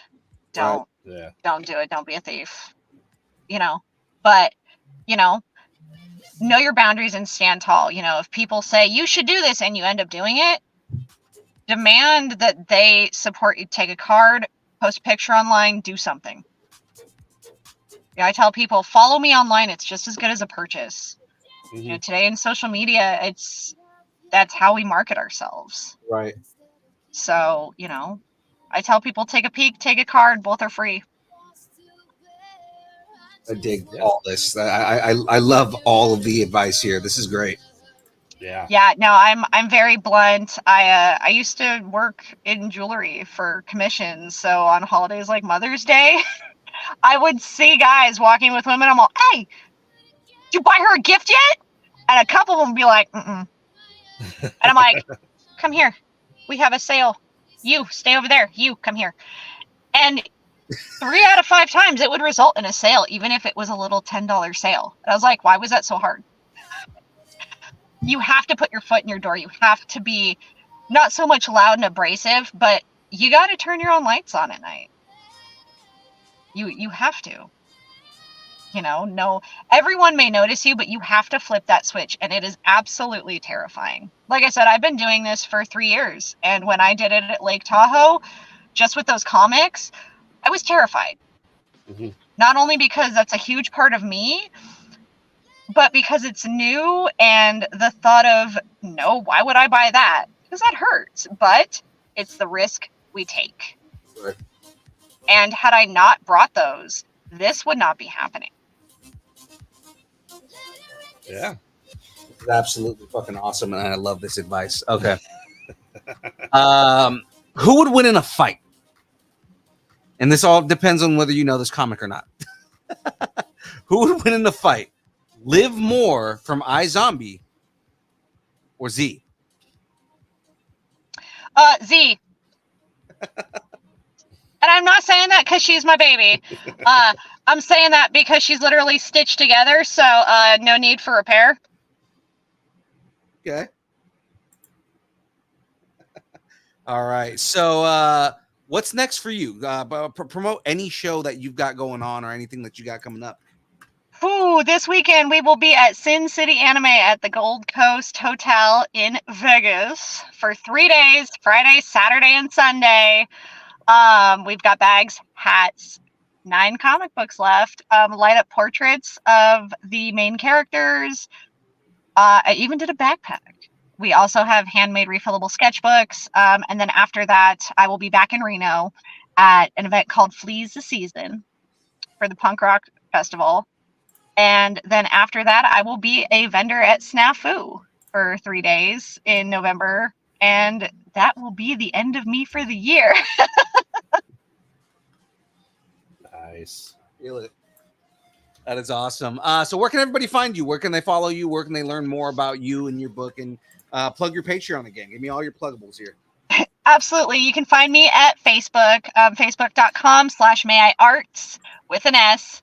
Instagram is may.i.art. And then TikTok is the same as well, may.i.art. And then my Patreon. Get yourself some feel-good goodies. Everyone, deserves a pin. We got sass for every ass. Patreon.com, mayIart. And you can do custom pledges. Patreon just updated, so you're considered a follower even if it's free. So I tell people, spread the word, share a link, invite your friends to the Facebook page. It's literally that simple. Like it's free support, and a lot of people hold that for ransom nowadays. They're just like, no, you got to earn it. I mean, I've had family say they were tired of seeing my stuff, so they blocked me. Oh, Wow. I'm like, you're a targeted audience. That's why. But, I could have stopped there, but I didn't, and I won't. You cannot, you have to embrace your feelings, but you cannot have them at the same time. It's very, sharks smell blood in the water. Don't show emotion. Let them know that you're in it to win it, and then go take a 5-minute break in the bathroom and cry it out, because emotions are important. Absolutely. Well, we appreciate you coming on the show here, Chanz. Yes. It's been great. The conversation's been amazing. I hope I appreciate you for having me. I am beyond honored. Never in my life would I think I'd be here. No worries. Hey, we only grow if we promote each other, right? So I mean, that's the whole It thing. takes a community. Exactly. Teamwork makes the dream work. 100%. So our big thing is always trying to promote indie comic creators and indie artists and everything like that, So We appreciate people like you. thank you so much. We appreciate you. We appreciate you for just being around and existing, because we wouldn't be shit if it wasn't for people like you. So Aw. yes. Very true. all right. Well, thank you so much for taking your time and hanging out with us. Thank you for having me. Absolutely. We're gonna get to this bracket now. If you guys want to stay and do the bracket, up to you. I know you guys probably have something you got to do, but Yes, I have to go pick up one of my patrons. there you Oh. go. They flew all the way out here to see me. Aw. So All we're right. gonna go have some girls' dinner and get all dressed up and be fancy. Hell yeah! Well, you guys Hell yeah! you enjoy your girls' dinner. Thank you so much. Nice meeting you. All right, you guys stay amazing. All my love. Mwah. All right, you have a good night. You too. Bye bye. Bye. That was awesome. I'm on the big screen. No big screen for me. All right. Yeah, that was a pretty awesome interview. Oh yeah. Yes, It's that was a always fun blast. talking to these people who are indie artists and new artists and everything like Mhm. that. Just to kind of show everybody where we're at now. So we've got Dumbledore's Tower and the South Tower are done. So everything right here. I'm building one of the towers right here on the side. Of course, you have the Great Hall done on the side right here. So I mean, like it's actually becoming the castle more and more. Sweet. How many more stories of Ron Weasley peeing himself have you gotten to? I've got you want me to read all the other stories that If you want, we got time. all right, so let me get to the front here. Because I skipped about like 4 or 5 stories. I love these like Lego instruction manuals, because they'll like tell you like once you finish something, it's like, hey, yeah, here is you just finished this tower. Here's the story behind that tower. Right. Right. Yeah. So right here. So talking about the big tower at the top right here. Mhm. The office of Albus Dumbledore, the small towers on the main tower, is built with a Lego telescope element. So look, the small towers on the side right there. Yeah. And then you wouldn't think the sprouting towers on the headmaster's tower could be an architecturally sustainable structure, but of course, at Hogwarts, everything is possible. Except glasses repair. Reparo. Duh. Repair your eyesight, Harry Potter. I can't see. Magic doesn't fix your eyesight, boy. But it can regrow bones. And then this one right here. The girls' lavatories are located in the part of the castle. In this part of the castle. Maybe Moaning Myrtle will stop by as you build. Just watch out for trolls. Sexual harassment, Moaning Myrtle. You're wrong. Sexual harassment, panda. Of course. I mean, who doesn't like sexual harassment, Panda? That makes me a sad. Exactly. All right, bracket time. I'm ready. Final four. Here we go. Frey just joined. Hey, Frey, what's up? I see that. She's ready. She is. We'll do the one that's not going to hurt my feelings first. So, we'll start with Child's Play versus The Ring. Child's Play. Yes. You're not wrong. I was like waiting for you to just finish the line so I could just like Child's Play. No ifs, ands, or buts about that. I want to hear what Se Wong has to say so we can hear him out and why The Ring is a better series. Hear me out. Don't ban me. Yes, Child's Play all the way says, ooh, Se Wong. All Say one Child's said Play. Child's Play?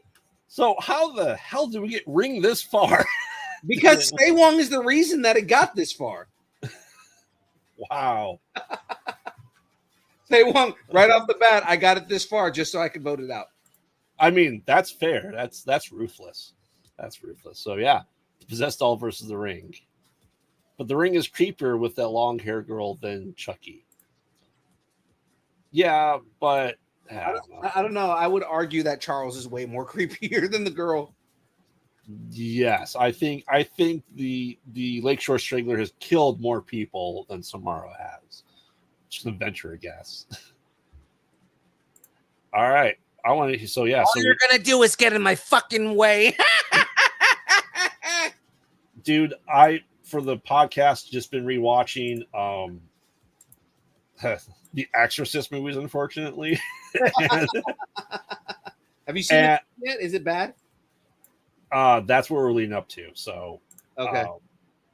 It's amazingly how bad it is. I gotta say though that he does the laugh of Chucky in Exorcist 3 when he's in it. Brad Dourif. Brad Dourif does? Yeah.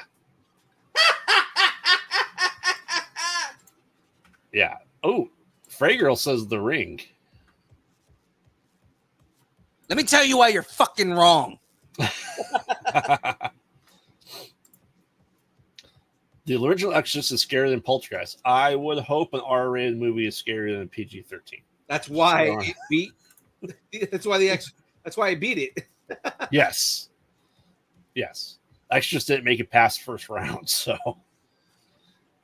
All right, now for everyone's favorite one, Friday the 13th versus Evil Dead.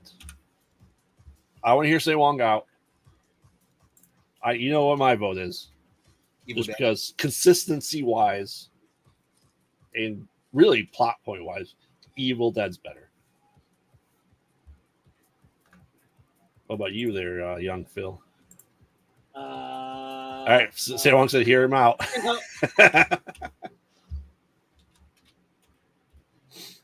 Oh man. You are right on. You are right on the consistency for Evil Dead. Oh yeah. Friday the 13th is one of those movies that it just it refuses to die. And it just keeps coming back. Yes. But is that because Jason Voorhees is a Deadite from Evil Dead? That is true because it is confirmed Mm-hmm. that Jason Voorhees is a character from the Evil Dead universe. Correct. So therefore, anything that he's in is an Evil Dead movie, is what you're saying. So with that logic, that makes Evil Dead the best franchise. Frey says Evil Dead. Les Crate says Evil Dead. So, Yeah. when we think horror, we think Jason Voorhees. That you're not wrong, Say Wong. If that's your criteria for voting for Friday the 13th, that's fine. We were just thinking what was the better franchise. Right, because that's ultimately what we're asking here is what's the better franchise. Yes. I What say you, young Phil? think I'm gonna go Evil Dead, man. All right. I said Say Wong's not wrong. People think Jason Voorhees, and that's absolutely true. That there's no doubt about that. You know, really, you know that's the being the unbiased part of it. The biased part is, Bruce Campbell. Like the biased part is you named your son after. Oh, absolutely. Absolutely. The biased part is you literally just watched Call of Duty on Monday morning just because Bruce Campbell's in it. I mean, yes. Once again, not wrong. It was funny as soon as I said, should we do Call of Duty or should we play Assassin's Creed? Without hesitation, you said Call of Duty, and I was like, the only reason he said Call of Duty is because it's fucking Ash Williams. And then as soon as you heard him talk, you're like, oh my god, it's 100% Bruce Campbell. I knew immediately. All right. Well, that brings us to October 33rd, which is today. October has ended for me. So, Child's Play versus Evil Dead. Oh man, this gets difficult because both franchises that have solid series. Oh yeah, it's like I said, consistency wise, they are the same as consistency goes. It's the same person involved with, other than the one we don't talk about, the Child's Play story moving forward. That lineage started in 1988 till the TV show in 2023. It's the same person. It's Don Mancini. Versus two movies that Sam Raimi wasn't writing, but he was advising and everything like that. Right. So he still had a say in what kind of story-wise happened, but everything else is up to Fede Alvarez, and I don't remember the name from Evil Dead Rise. So, I mean, my vote is still Evil Dead. I think more people probably know the name Ash Williams than Charles Lee Ray. Yeah, but everybody knows Chucky. Yes. If you say the name Chucky, you're not thinking of Chucky from the Rugrats. You're thinking of the fucking doll that fucking murders everybody. Oh, absolutely. Everyone knows him too. Yeah. So I mean, I was gonna say, like, I think if it comes down to, because I mean they're both consistent franchises, so that almost becomes a disqualifier on that. It's like, now correct. To what is the franchise that is, you would consider the best franchise of all time. Yep. And it does come down to Ash Williams versus fucking Chucky. Yes. And it's fucking Chucky, man. Like, everybody, even if it's Chucky's like Freddy Krueger and Jason and Michael Myers. You may have never seen any of their movies, but you know who the fuck Chucky is. Oh yeah. Hands down. Ash Williams, I've come to learn, I know this is blasphemous for you, but he's hit or miss on people actually knowing who he is. Yes, that is true. But my counterpoint would, I don't say counterpoint, but my side note to that is, if you're thinking of horror, if you discount Army of Darkness, there is a lot more serious horror in Evil Dead than Child's Play. Child's Play, most people consider B grade schlock. You're not wrong. Unfortunately. Yeah, no, you're not wrong. I mean, and a lot of that comes down to kind of just the way Brad Dourif plays the character.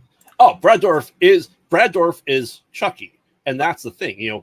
Bruce Campbell is Ash Williams. Robert Englund is Freddy Krueger, and Brad Dourif is Chucky. I love Mark Hamill, obviously a lot too, Yeah. but he was no Chucky. No, he wasn't. Unfortunately, He wasn't. He was going for a different take on the character. Mm-hmm. And I don't feel like it landed. I feel like his Skeletor landed a lot better than his Chucky. Absolutely. You know?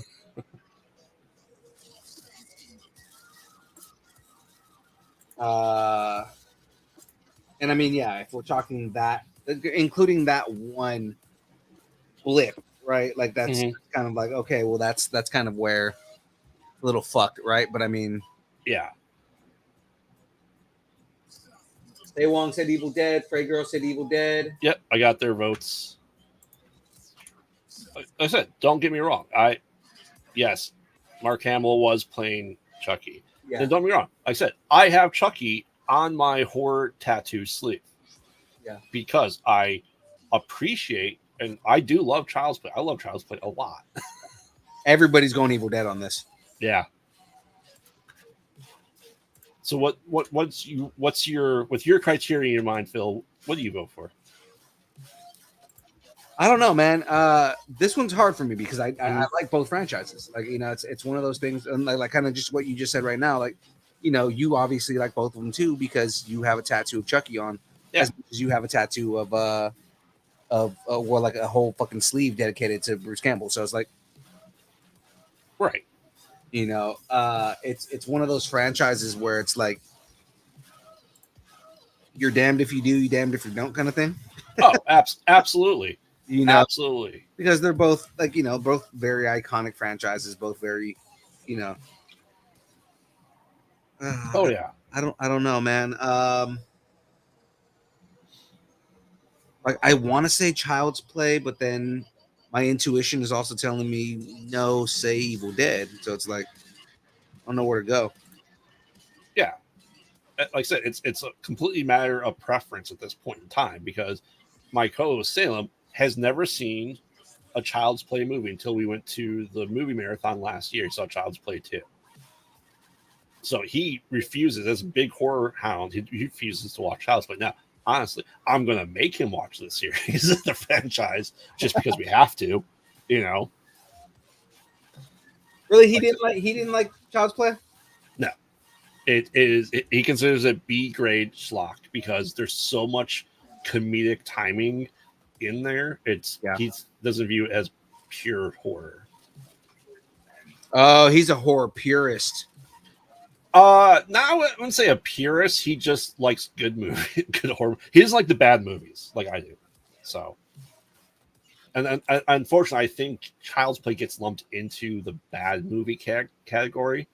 Like they view him as zany and weird as Leprechaun sometimes. I was gonna say he compares him to Leprechaun, doesn't he? Oh, absolutely, absolutely does. But I also love Leprechaun, so I mean, I love bad movies. Funny enough, you know who my brother was for Halloween? Who? Fucking Chucky. Really? Yeah. Interesting. I see a lot of dogs be Chucky now. Yeah, my brother was Chucky for Halloween. Nice. And it was extra creepy because he's like, you have a dude that's like 5'8", wearing like a full outfit. Well, see, that's when you get a kid to play Chucky because that'd be more fitting. His daughter was like a little mini Chucky too. Oh, sweet. Here, let me pull it up so you can see what it looked like because, like I said, it was pretty funny. Yeah.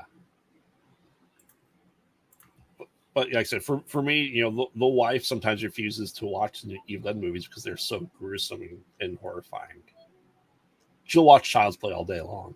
Doesn't scare her, doesn't gross her out. Like I said, also, as a Chicagoan, essentially, have to enjoy Chucky. Right, because he is the Chicago Strangler. Yes. Lakeshore Strangler. Yes. Lakeshore. Yep. Oh, yeah. Say once saw dogs dressed up as Chucky or Freddy Krueger. How do you know that wasn't Terry? I want to see a Terry costume. Scary Terry. I'm Scary Terry, bitch. Exactly. Wouldn't that be awesome? You have to walk around with the mini swords for fingers. Yes. It's not on his Facebook. I'm trying to. I thought I saw it on his Instagram, but I can't find his Instagram right now. Oh, because I'm not on my personal one. All right, hold on. Sorry. okay. James wants to know when you're giving away lightsabers. He's here for lightsabers. Hey, James. How's it going? He didn't post it on here. He put it in the stories. Oh. So what say you, Phil?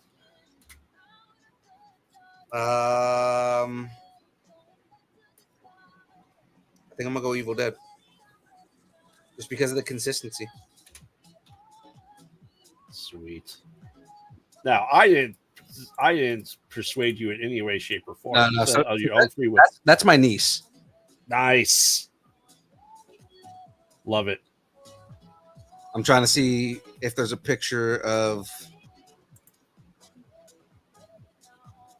my brother with her, because they posted the picture of my niece, but not of my brother as Chucky with the full size Chucky head on. What? Yeah. Yeah, there's not a picture of it in our family group chat. Well, that's a shame. All right, so Evil Dead is the winner of the bracket. Not surprised. Yeah. I was gonna say, I think you are jumping for joy on the inside right now. I am dancing as much as a Dutch person can.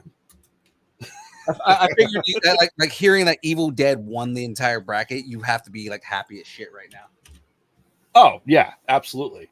But like I said, every movie on there, with the exception of The Conjuring or The Exorcist, I thoroughly enjoy the franchise. Like I said, I love all things horror. So, right. All right. Well, should we continue? Because we did have 2 other spooky brackets for October that we never did. Let's do it. All right. So this is going to be villains, and I'm not going to say that they're going to be fighting, but what you would consider the villains to be more terrifying, more villainous, if you will, more evil. Yeah. So who's the scarier villain? Who's the scariest villains? I like this a lot. Yeah. So, so you can say scariest villains is what we're going with. And I did group things together. So if there's inbred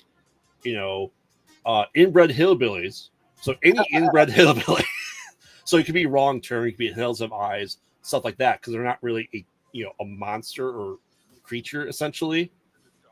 So I have stuff like that mixed in there, like werewolves, stuff like that. Right. So to start off, we have Leatherface versus the Blair Witch. Terry Versus the Blair Witch. Leatherface versus the Blair Witch. Yes. Now this is on my personal note. I've never found the Blair Witch actually scary.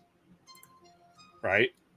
I mean, like it was a shocking character and everything like that, and there was a lot of suspense in the series and whatnot. But I never actually found the Blair Witch as like actually scary. Whereas Leatherface was a physically imposing fucking monster of a man. Yes, he was. That had another person's face on his face while he ran at you with a fucking chainsaw. Yes. I would say the scarier villain is fucking Leatherface. Oh, absolutely. Hands down. I completely agree. And chat's agreeing too that Leatherface is scary. I mean, you don't know what he's going to do. Not only will he, kill you with a chainsaw or with a hammer, he will then rip your face off, wear it as his own, and then eat you. Yeah. Because remember, he's a fucking cannibal. Yes, Ed Gein. A lot of that's right. He is based on Ed Gein. But I mean, like it's a trip that, like, you got to remember that on top of him being a murderous psychopath, he was also a cannibal. Yes. Like, if that doesn't make him scarier, right? Fucking Leatherface, hands down, is the scarier villain to me. Oh yeah. Absolutely agree. And I think part of it is also just the reality of it that there are actual cannibals in the world. Mm-hmm. So especially in Texas. Oh. Yeah, apparently, right? So I mean, like, because cannibals actually exist as people, I think the reality of the character itself makes him scarier. Oh yeah. All right. So we all agree that Leatherface is the scarier villain. So he doesn't have to face the corner like the Blair Witch. So he can move on. All right. And like I said, the Blair Witch has a lot of like jump scare potential, but I didn't find it as that scary of a character. Oh no, absolutely not. And considering you don't always have to see the villain, right? The big bad. I mean, we don't see the Blair Witch herself until the 2016 version. I was gonna say, wasn't it like the third movie or something like that? Yeah. So, all right. Next up, we have Death from the Final Destination series versus the Driller Killer from Slumber Party Massacre. All right, I've never seen Slumber Party Massacre, so I'm not sure why no serial killer bracket. Oh yeah, Ed Gein versus Jeffrey Dahmer versus Ted Bundy. Ted Kaczynski. Let's go with that. Ted Cruz, you said? Oh. Yeah, Ted Cruz. So the Driller Killer, Slumber Party Massacre is one of those very, very schlocky horror movies where each movie it's a different Driller Killer. But it's because it's about emasculating women, unfortunately, the drill is a euphemism for his penis. Of course it is. And they cut it off in every movie. So in the first one, he's just a guy who doesn't speak, who kills people with a drill. The second one, he comes back as a ghost, as a rockabilly ghost that sings in a horror movie. Terrifying. It sounds terrifying. He's not the same dude from My Bloody Valentine? No, he used a pickaxe. Okay. No, the Driller Killer was just, like I said, a person that came back with a drill every time. So he was a bad carpenter, essentially. Yeah. So, yeah, I agree that Death, even though you don't see it, is definitely a scarier. It's definitely a more sinister villain because like there's a lot of death is always after you no matter what. Correct. So the idea of death being, the villain of a horror franchise like Final Destination. Oh yeah, I'm surprised Death hasn't gone to space yet. Death goes to space. That sounds about right. Right? No, Frey. That's not the Sleepy Time. Oh, the Sleepy Time Killer guy. You're talking about My Bloody Valentine? All right. So everyone's voting for Death. All right. Next up, we have Deadites versus Killer Puppets. From Puppet Master? Yes. I think I go Deadites, and it's only because the Puppet Master puppets, as creepy as they were and scary as they were in the first movie, they become like heroes. Yep. After a while, whereas the Deadites are the embodiment of death, and they're fucking just scary fucking weird monsters. Damn hard to kill too. Yeah. So I would probably go with the Deadites. Yeah. Yeah, I mean, the idea of a killer, kids toy essentially, obviously comes into play because we have even Megan last year. We have, dolls. We have obviously Chucky. So the idea of a kid's toy coming to life isn't anything new. Yeah. But it's generally, I'd say,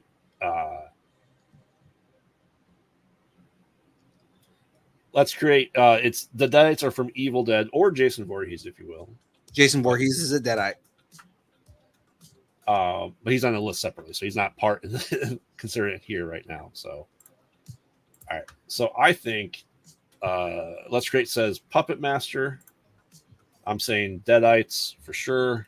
I say Deadites too. I feel like the Deadites are definitely a more consistently scary kind of like foe monster. Oh yeah, yeah, and because it's funny because in like Cabin in the Woods, they picked essentially the Deadite idol to pick. Right? They picked they're in the cabin in the woods. They happen to pick the thing that brings back the zombies, which are Deadites. Right. All right. Next up for scarier is Jason's coming up. Let's create. We have Candyman. Ooh, yes. You know, the pedophile from Charlie and Chocolate Factory. Oh. I mean, dude, he fucking. If you were going to talk about, I could not look into a fucking mirror for the longest time after I watched that movie. Right. You know, like just that, and then bees already fucking scare me. Uh-huh. You know? And it's like, oh god, man, and then just again, Tony Todd is a fucking haunting monster of a man. With yes, 3 of those fucking lines, man. Oh yeah, but he is versus the Xenomorphs. Oh fuck, man. God, this is good. Oh, I didn't mess around with this one.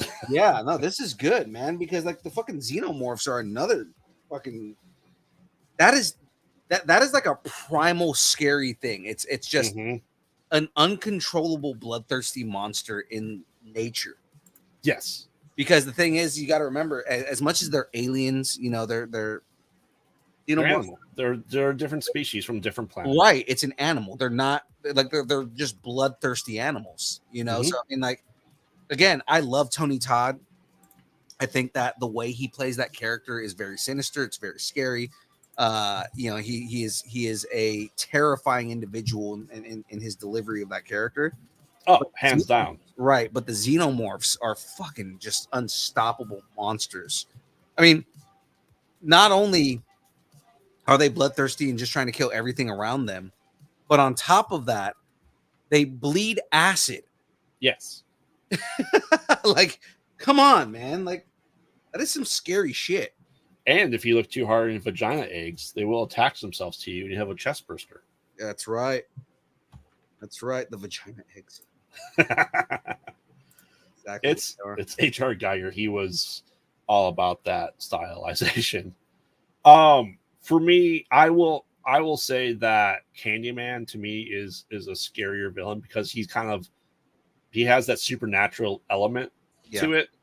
And you know, the Xenomorphs, you're more likely to only encounter if you're in the Antarctic or in space.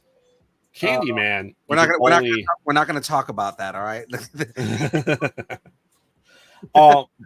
But Candyman doesn't matter where you are. Yeah. If you invoke it yourself, and once you do, you can't undo it. There is no escape. Right. Like the only escape is death. Is like literally that's it. He's just gonna kill you. Right. Yeah, absolutely. And did I say pants down? I mean, if that's what you heard, Frey, that's what you decided to hear when I said it. I said hands down. But so, what's your vote, young Phil? I am the reckoning in the night. Oh God, he's so fucking good. I'm sorry. I got to stick with my boy Tony Todd, man. I have to stick with my boy Tony Todd. Oh yeah. Hands down. Hands, like I said, and the bees, like the fact that he was constantly putting live bees in his mouth for those movies is absurd. Right. The Xenomorph StarCraft comes to mind when they are mentioned. I don't think they were called Xenomorphs. They were the Brood. Yeah. Right. Yeah. And StarCraft. They're the StarCraft. Brood. So is it the Brood? I think they're. What were they? Because you had the humans, you had the Zerg. energy. The Zerg. The Zerg, yes. Yeah. and you had the And the energy aliens. Yeah, the Hydralisk is the one that looks like the xenomorph. Yes, The energy aliens are the Protoss. that's it. Yeah, I haven't played that And game. Taro Adun Executor. I'm getting all this off of memory. I haven't fucking played StarCraft since like the 90s, dude. I know, right? Intaro Adun Executor. The Brood X-Men. I mean, they are the Brood X-Men. The Brood was Kerrigan's sect of Yeah. Of the Zerg. So when Kerrigan took over, like literally the expansion is called the Brood War. Yes, it is. That's why I had it in my head. Mm-hmm. But you know, the Brood is also based off of the aliens, so in Right. X-Men. Right. They very much, especially the Queen, is hands down xenomorphs. Mm-hmm. Without it being xenomorphs. All right, so Candyman does win. I think I've said his name 5 times now, so we should be good. I was counting. If you see a sickle pop up behind you, all I'm gonna say is fucking run. I mean, I'm close enough to Chicago where it takes place. Did you see the new one? Was it good? Oh, it's great. Yeah, I never watched it. Again, I think part of it is just kind of subconsciously. Candyman was like one of the few movies that I was actually like really afraid of. Oh yeah, and I think it's a lot of it has to do with just I don't like bees. And that's a fair response. Yeah, I do not like bees. I got stung as a kid, and I just never recovered. Yeah. Oh yeah, like I said, icon, very terrifying for anything coming out new. You know, I personally think the xenomorphs kind of lost their horror side when there was like 100 of them, because now they just became this mindless, you know, blob of aliens, and it wasn't scary.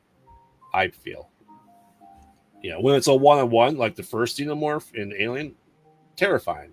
When you're just there shooting with guns, not so scary. You know. Okay, so real quick, because I'm not going to open another bag right now. But at the on the end of this, I've got the Great Hall done. Ooh. Right. Yes. Let me see. Does it have anything? It doesn't show anything here. So, like no thing. It's probably going to be at the end when I get the towers on it. Sweet. But now we're up to bag 18 out of 22, so we're getting there. Ooh, we're getting there. Maybe by Thanksgiving. Yeah. Maybe I'll be working on the villains one by then. Ooh. Xenomorphs are like mindless beasts. That's true. He's not wrong. I mean, oh yeah, the Queen is the only intelligent one. Oh yeah.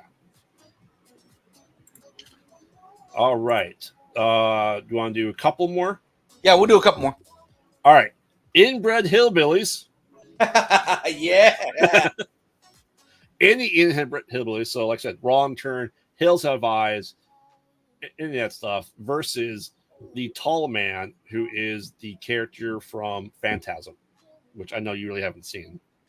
Is he called Tall Man, or is he supposed to be like Slender Man, or? No, he's the tall man. Angus Reefus was his name, I believe. But the creepy mortician from Phantasm. All right, hold on. Let me now that I'm not building, I can actually look it up and see what he looks like. Yes. I mean, my personal vote is for inbred hillbillies because they're terrifying.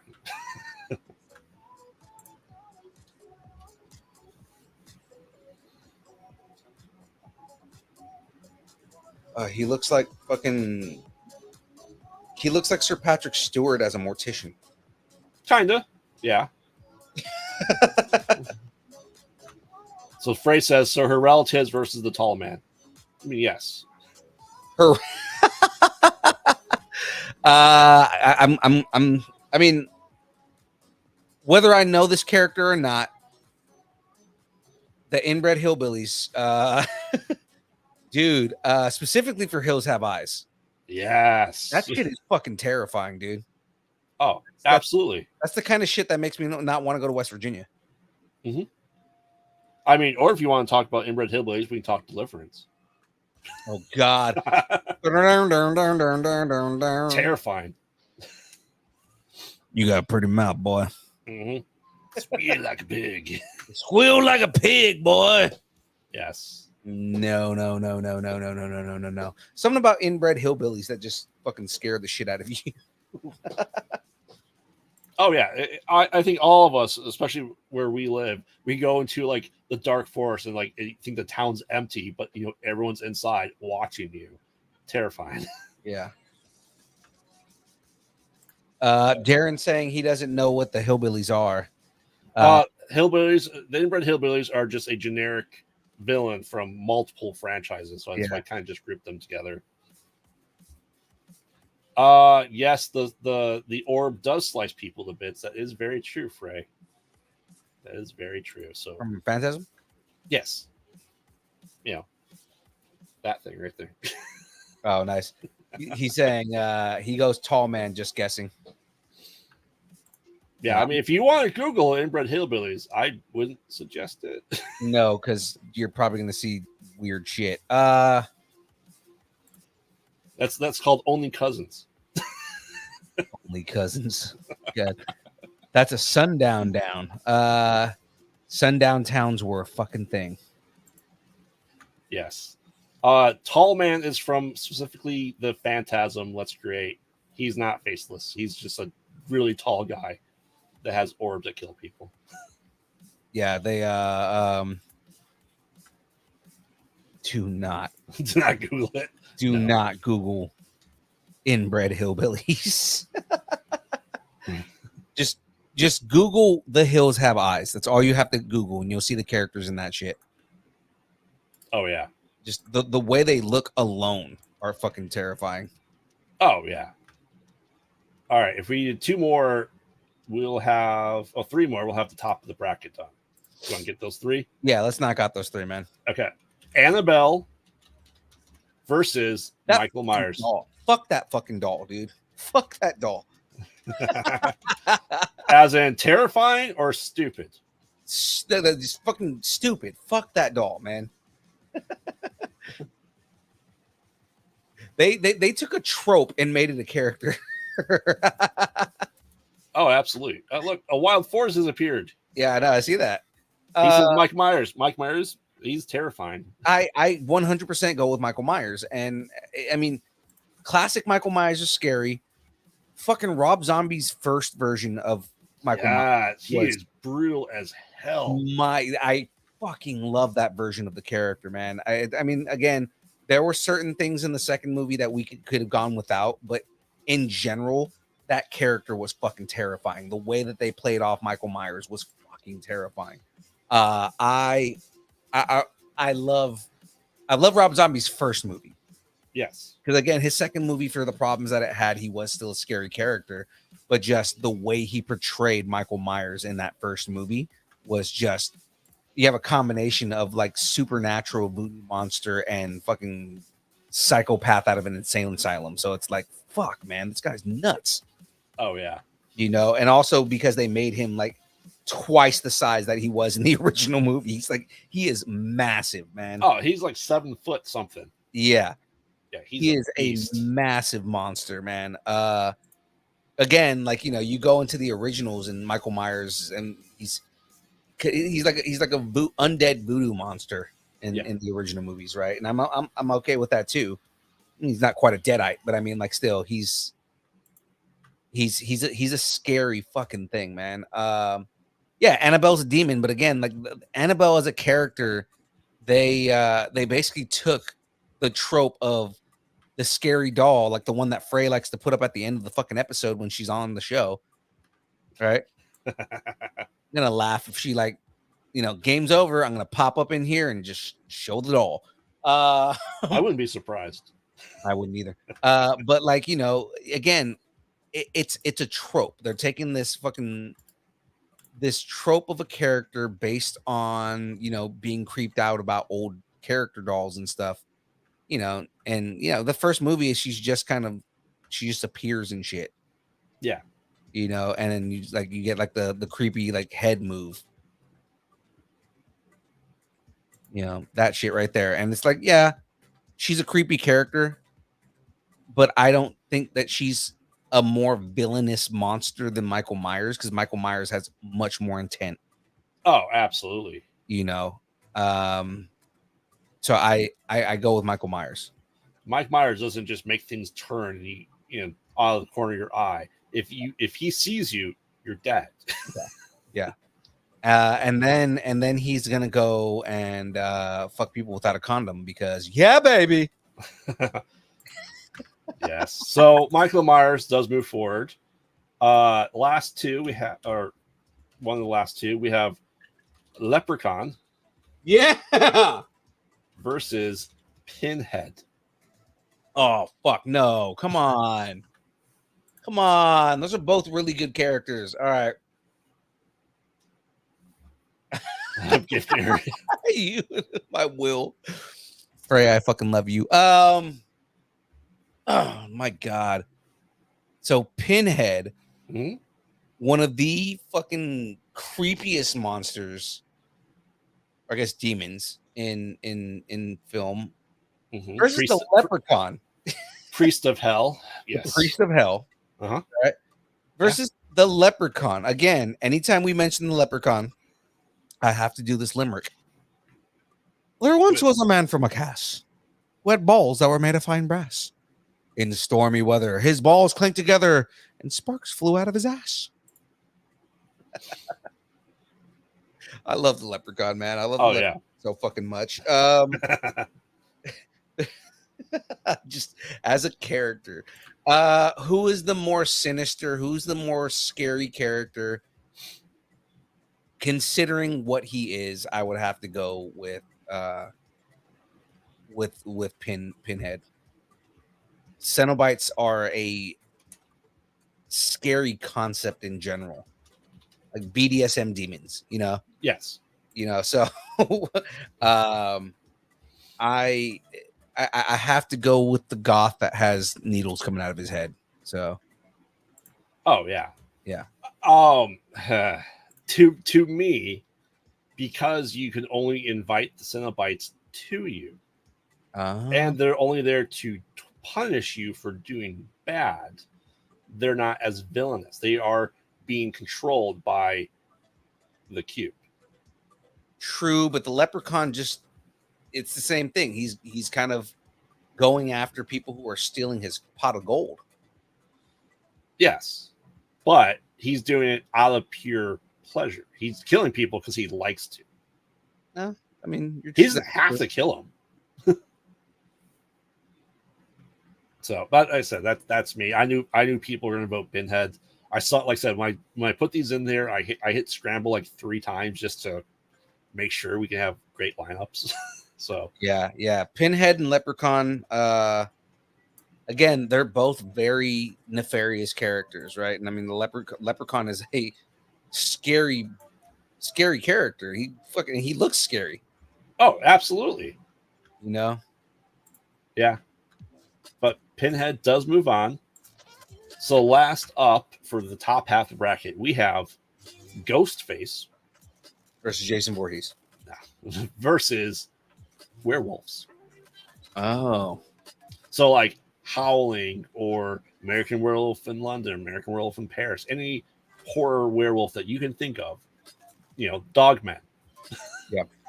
I think I'm gonna go werewolves, and purely because when they're in their wolf form, it is bloodlust that drives them. They kill anything that gets in their way, and it is a primal urge. I get with Ghostface.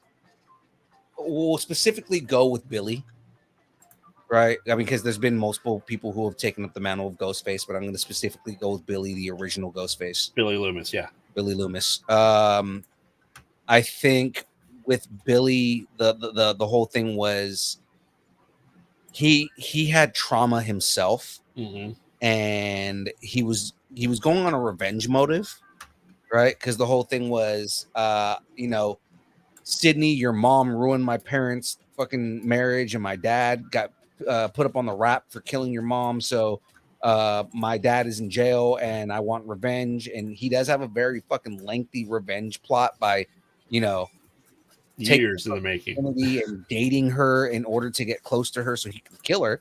Yep. And it's like it is a very sinister thing and stuff like that. But in the end, he's just a kind of like warped dude. Yeah. Whereas werewolves are an actual monster that cannot be controlled. Yes. You know, most of the time in most stories where you have a werewolf, most of the time, you know, the people don't want to kill people. The people who are the werewolves, are trying to protect people from being around them, so then that way they can protect the people around them. But once they become werewolves, they are pure monster. So Oh yeah. I think as much as I would love for Ghostface to continue on being just a serial killer, I think in the end, the werewolf is a much more evil character. Oh, hands down. Yeah. First off, while werewolves are in human form, they're just humans, just like Ghostface is. But yeah, Ghostface does have the unknown because you don't know who is Ghostface. It's always, kind of the murder mystery of it all. But you generally don't know who the werewolf is either. Right. So they have that same element to that point. You generally don't know who's doing it. But yeah, I mean, while it's humans, Billy Loomis and Stu Macher are evil just for being evil, werewolves are more terrifying because they will overpower you. Feel a little woozy, man. Yes. Made up line too. He made that up. Did he improvise that? Oh, absolutely. That's awesome. So yeah, I mean, I think you have a better chance fighting Ghostface and winning than a werewolf. People don't realize how good of an actor Matthew Lillard is, man. Like it's whether he's playing something that's silly or if he's actually playing like a serious role.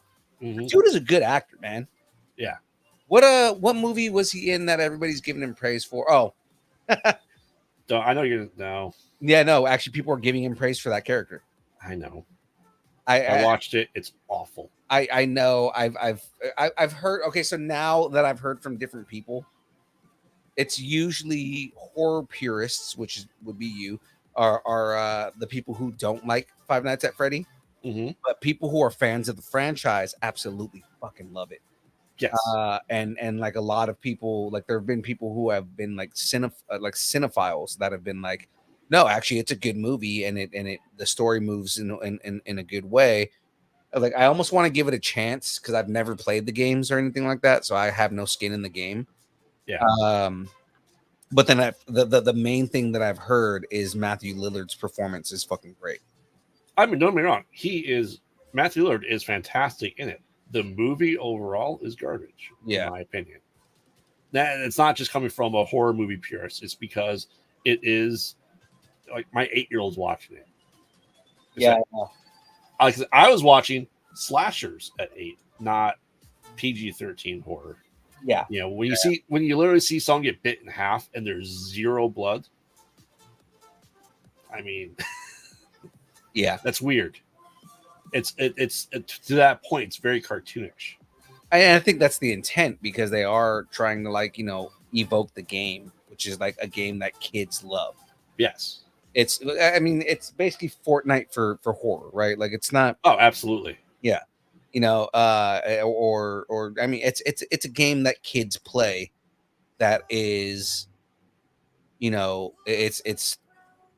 it's trying to introduce light horror for kids, whereas for us, we didn't have light horror for kids. No. We had fucking horror.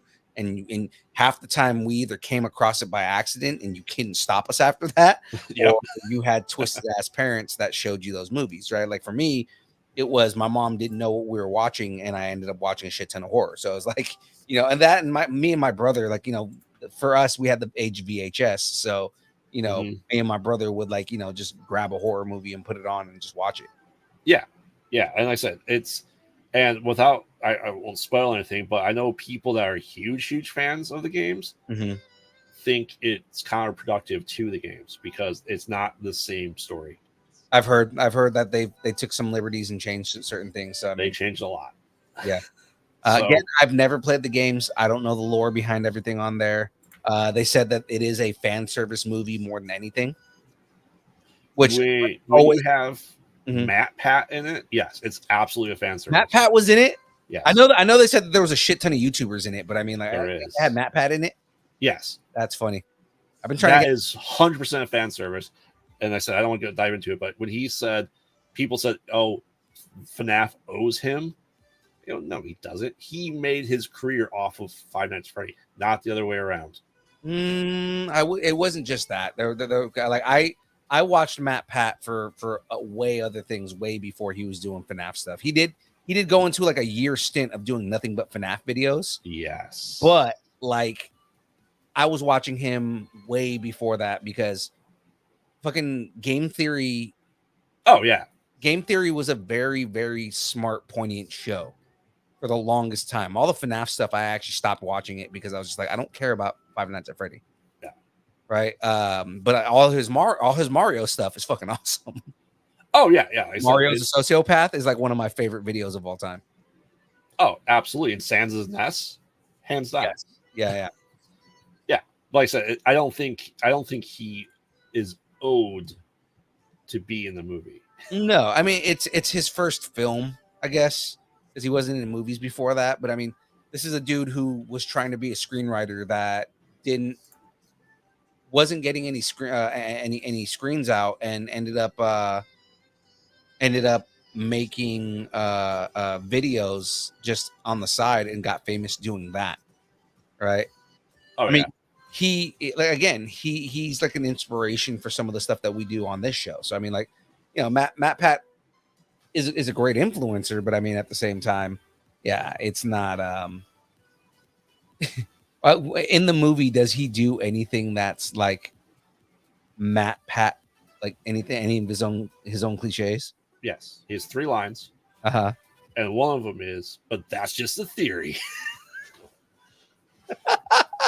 So like I said, that's why I said it's fan service. He said the line. Yeah, he literally said his sign-off line. Yes.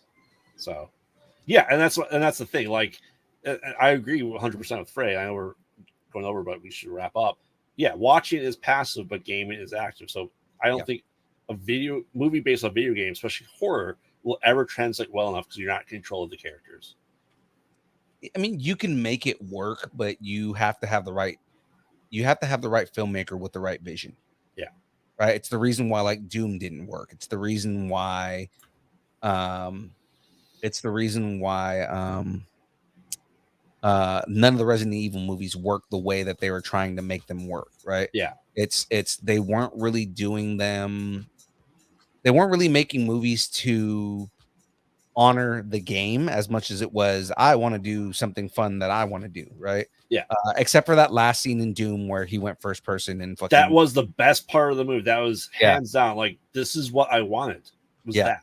Yeah. Like the only movies that are coming close, it's funny enough, the only game based movies that are coming close that are decent are Sonic the Hedgehog. Yep. And the Mario movie, which was animated, but I mean, still the Mario movie was not animated, sir. You like bad movies because that movie was fucking terrible. I'm sorry. I love bad movies. That movie was so bad. But I mean, like, like the new Mario movie is actually a really good movie. Yes. And it's because they're balancing the fan service with a good story.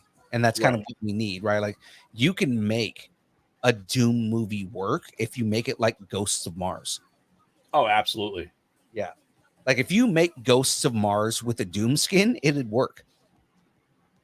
You know what I mean? Yeah. Like, they're not going for make a good movie that has, these elements in it. They're just going for, well, okay, just do a bunch of fan service and, we'll do some stuff here and like half the shit doesn't make sense. Like, yeah, there's a lot of stuff there's a lot of ways where you can make a video game movie work, especially for like linear games.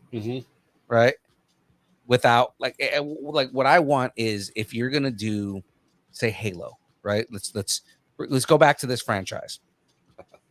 You're going to make a Halo movie or a Halo TV show, and you want to do something that is different. What I want to see as a fan is not let's do something that that's like, is Halo but is not Halo. Like, I want to see, give me a proper origin story for Master Chief, and don't put in all these extra ass dumbass elements that we don't need. I don't need a Master Chief sex scene. I don't need I don't need 90% of the show being Master Chief without a helmet, right? You need to keep that element of mystery, where you don't see John's face when Right. you do anything present, but you can do John as a kid Right. when he's like, brought into the program, right? We don't need to see any of John without the helmet on. Correct. Right? And we can have John. We need more John fighting the fucking Covenant, because we didn't have enough of that, right? Yeah. We need more of a Covenant story, right? Where, you have, I would have loved it if they did half the story is John, you're following John, and then half the story is the Covenant and them, kind of like their reasoning for coming to Earth and their reasoning for looking for the rings and everything like that. And you get a proper story that is a part of the game lore that you're not going to get in the games, but lives in that universe. Right. That's what I want. I want something that adds to the universe. Like, Mhm. I would want, and Hollywood will never do this, but give the guys who write the game the ability to write the movie or the show, right? They write amazing stories for the games. So they can write a screenplay or a movie or a TV show that gives us exactly what we want. Exists in the universe that's already established. Right. Ubisoft almost did that with Assassin's Creed and decided, no, we're going to give it to a regular screenwriter, and we got the fucking Assassin's Creed movie, and it was fucking horrible, right? Like, it's like, yeah.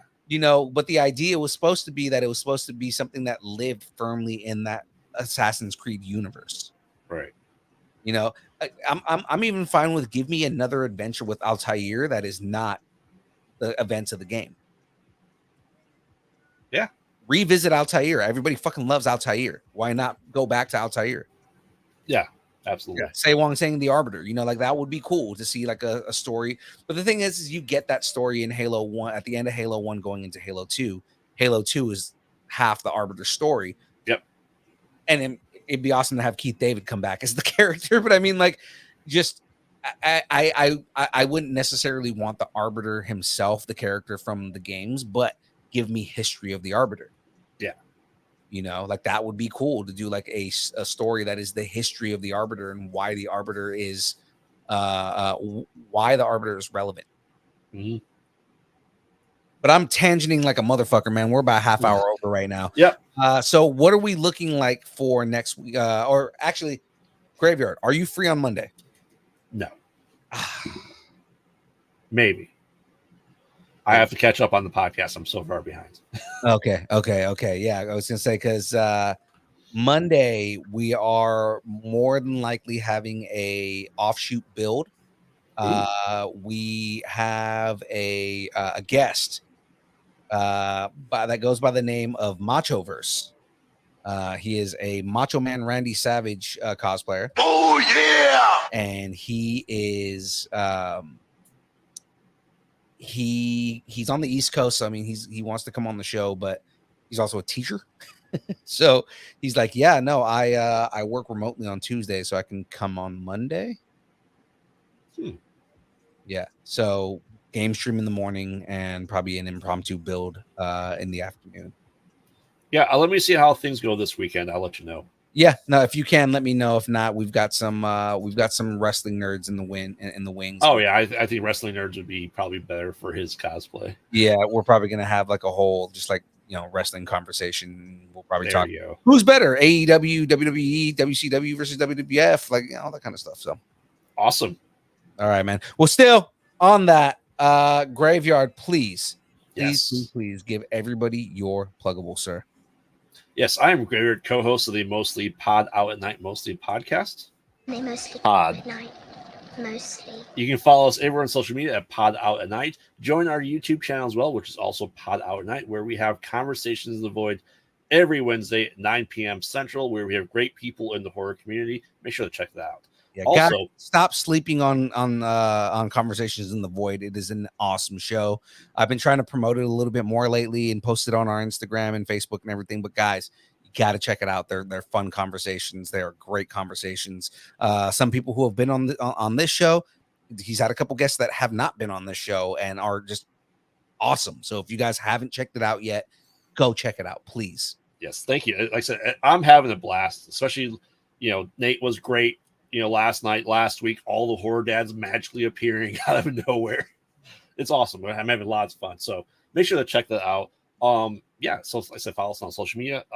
We also are now, if the newest article of Spoiler Magazine, both Salem and I are now published in the new issue of Spoiler Magazine. So make sure to check that out. Part of the Comic-Con Radio Network as well, just like this awesome show here, and Geek Saga, part of the Comic-Con Radio Network. Top that, you can find me at Kyber K Productions 2 to 3 days a week doing all the gaming, all the nerd outs on Saturday. So make sure to check that out. You'll see me here every Thursday on the build, doing brackets and harassing Phil on Mondays with AI Phil. Yeah, it's about damn time. All right. If you don't know that that line, that's from the StarCraft 2 launch trailer. So it's I was bringing it back around, right? Like we were talking StarCraft earlier. The StarCraft 2 launch trailer was a Marine. Do you remember that trailer? Yes. Oh, such a cool trailer. So it was the Marine getting his armor put on. Mm-hmm. At the end, he's got the armor and his visor comes up. He's smoking a cigar. And he goes, damn, it's about damn time. Oh, and yeah. Craft 2 comes on the screen. All yes, right. let's create. Yes. I am published in the magazine, Spoiler Magazine. Go to ComicConRadio.com. Look at Spoiler Magazine. I have articles now in 2 of their issues. Going forward, we have more stuff on the way. Yeah. Let's Create saying, hey, man, I can still go for another 2 hours. I ain't even tired yet.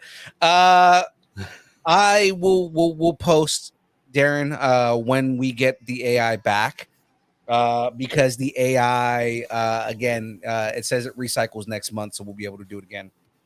What time? It is next month.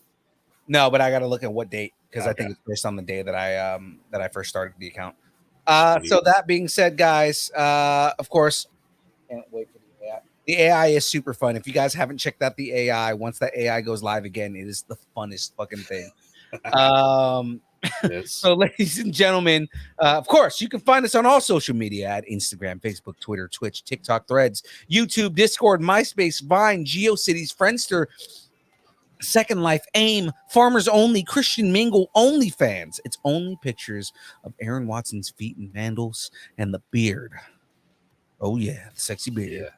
Of course, ladies and gentlemen, if you want to help support us in any way, there are 2 ways you can support us now. You can join the Taco Party. Head over to distancenerding.com. Join the Taco Party. You can give us a one-time donation, and that will help us continue trying to do all the fun stuff with you guys and get everything out there. Now, if you want to give us any recurring type of thing, subscribe on Twitch. If you subscribe to us on Twitch, I'm going to be trying to set up tiers pretty soon. It's basically working like Patreon. So if you subscribe on Twitch, ladies and gentlemen, not only do you get cool emojis and kind of other features, and you don't have to worry about ads on the screen or anything like that, but it supports us, right? It gives us a monthly pledge, and makes it so that you can support us and we can continue putting out fun content for you guys here. More builds, more of everything that we do. Of course, guys,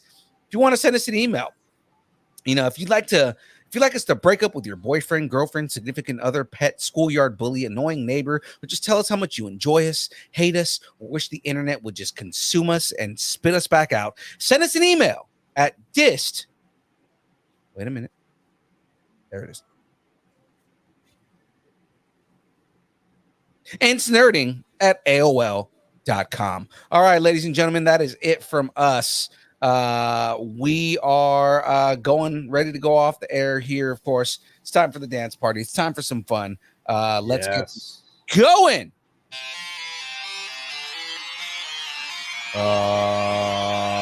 Horror love.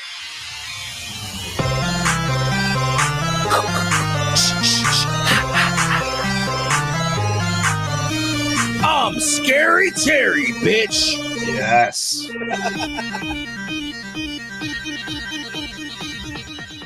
Distance nerding.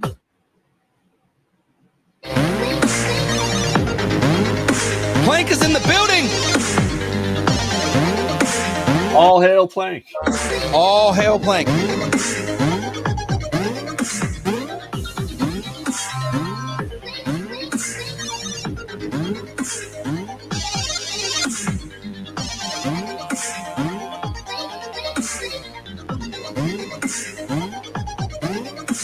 Swing! Swing, swing, swing! Yarr! Maybe a pirate! Give me your booty!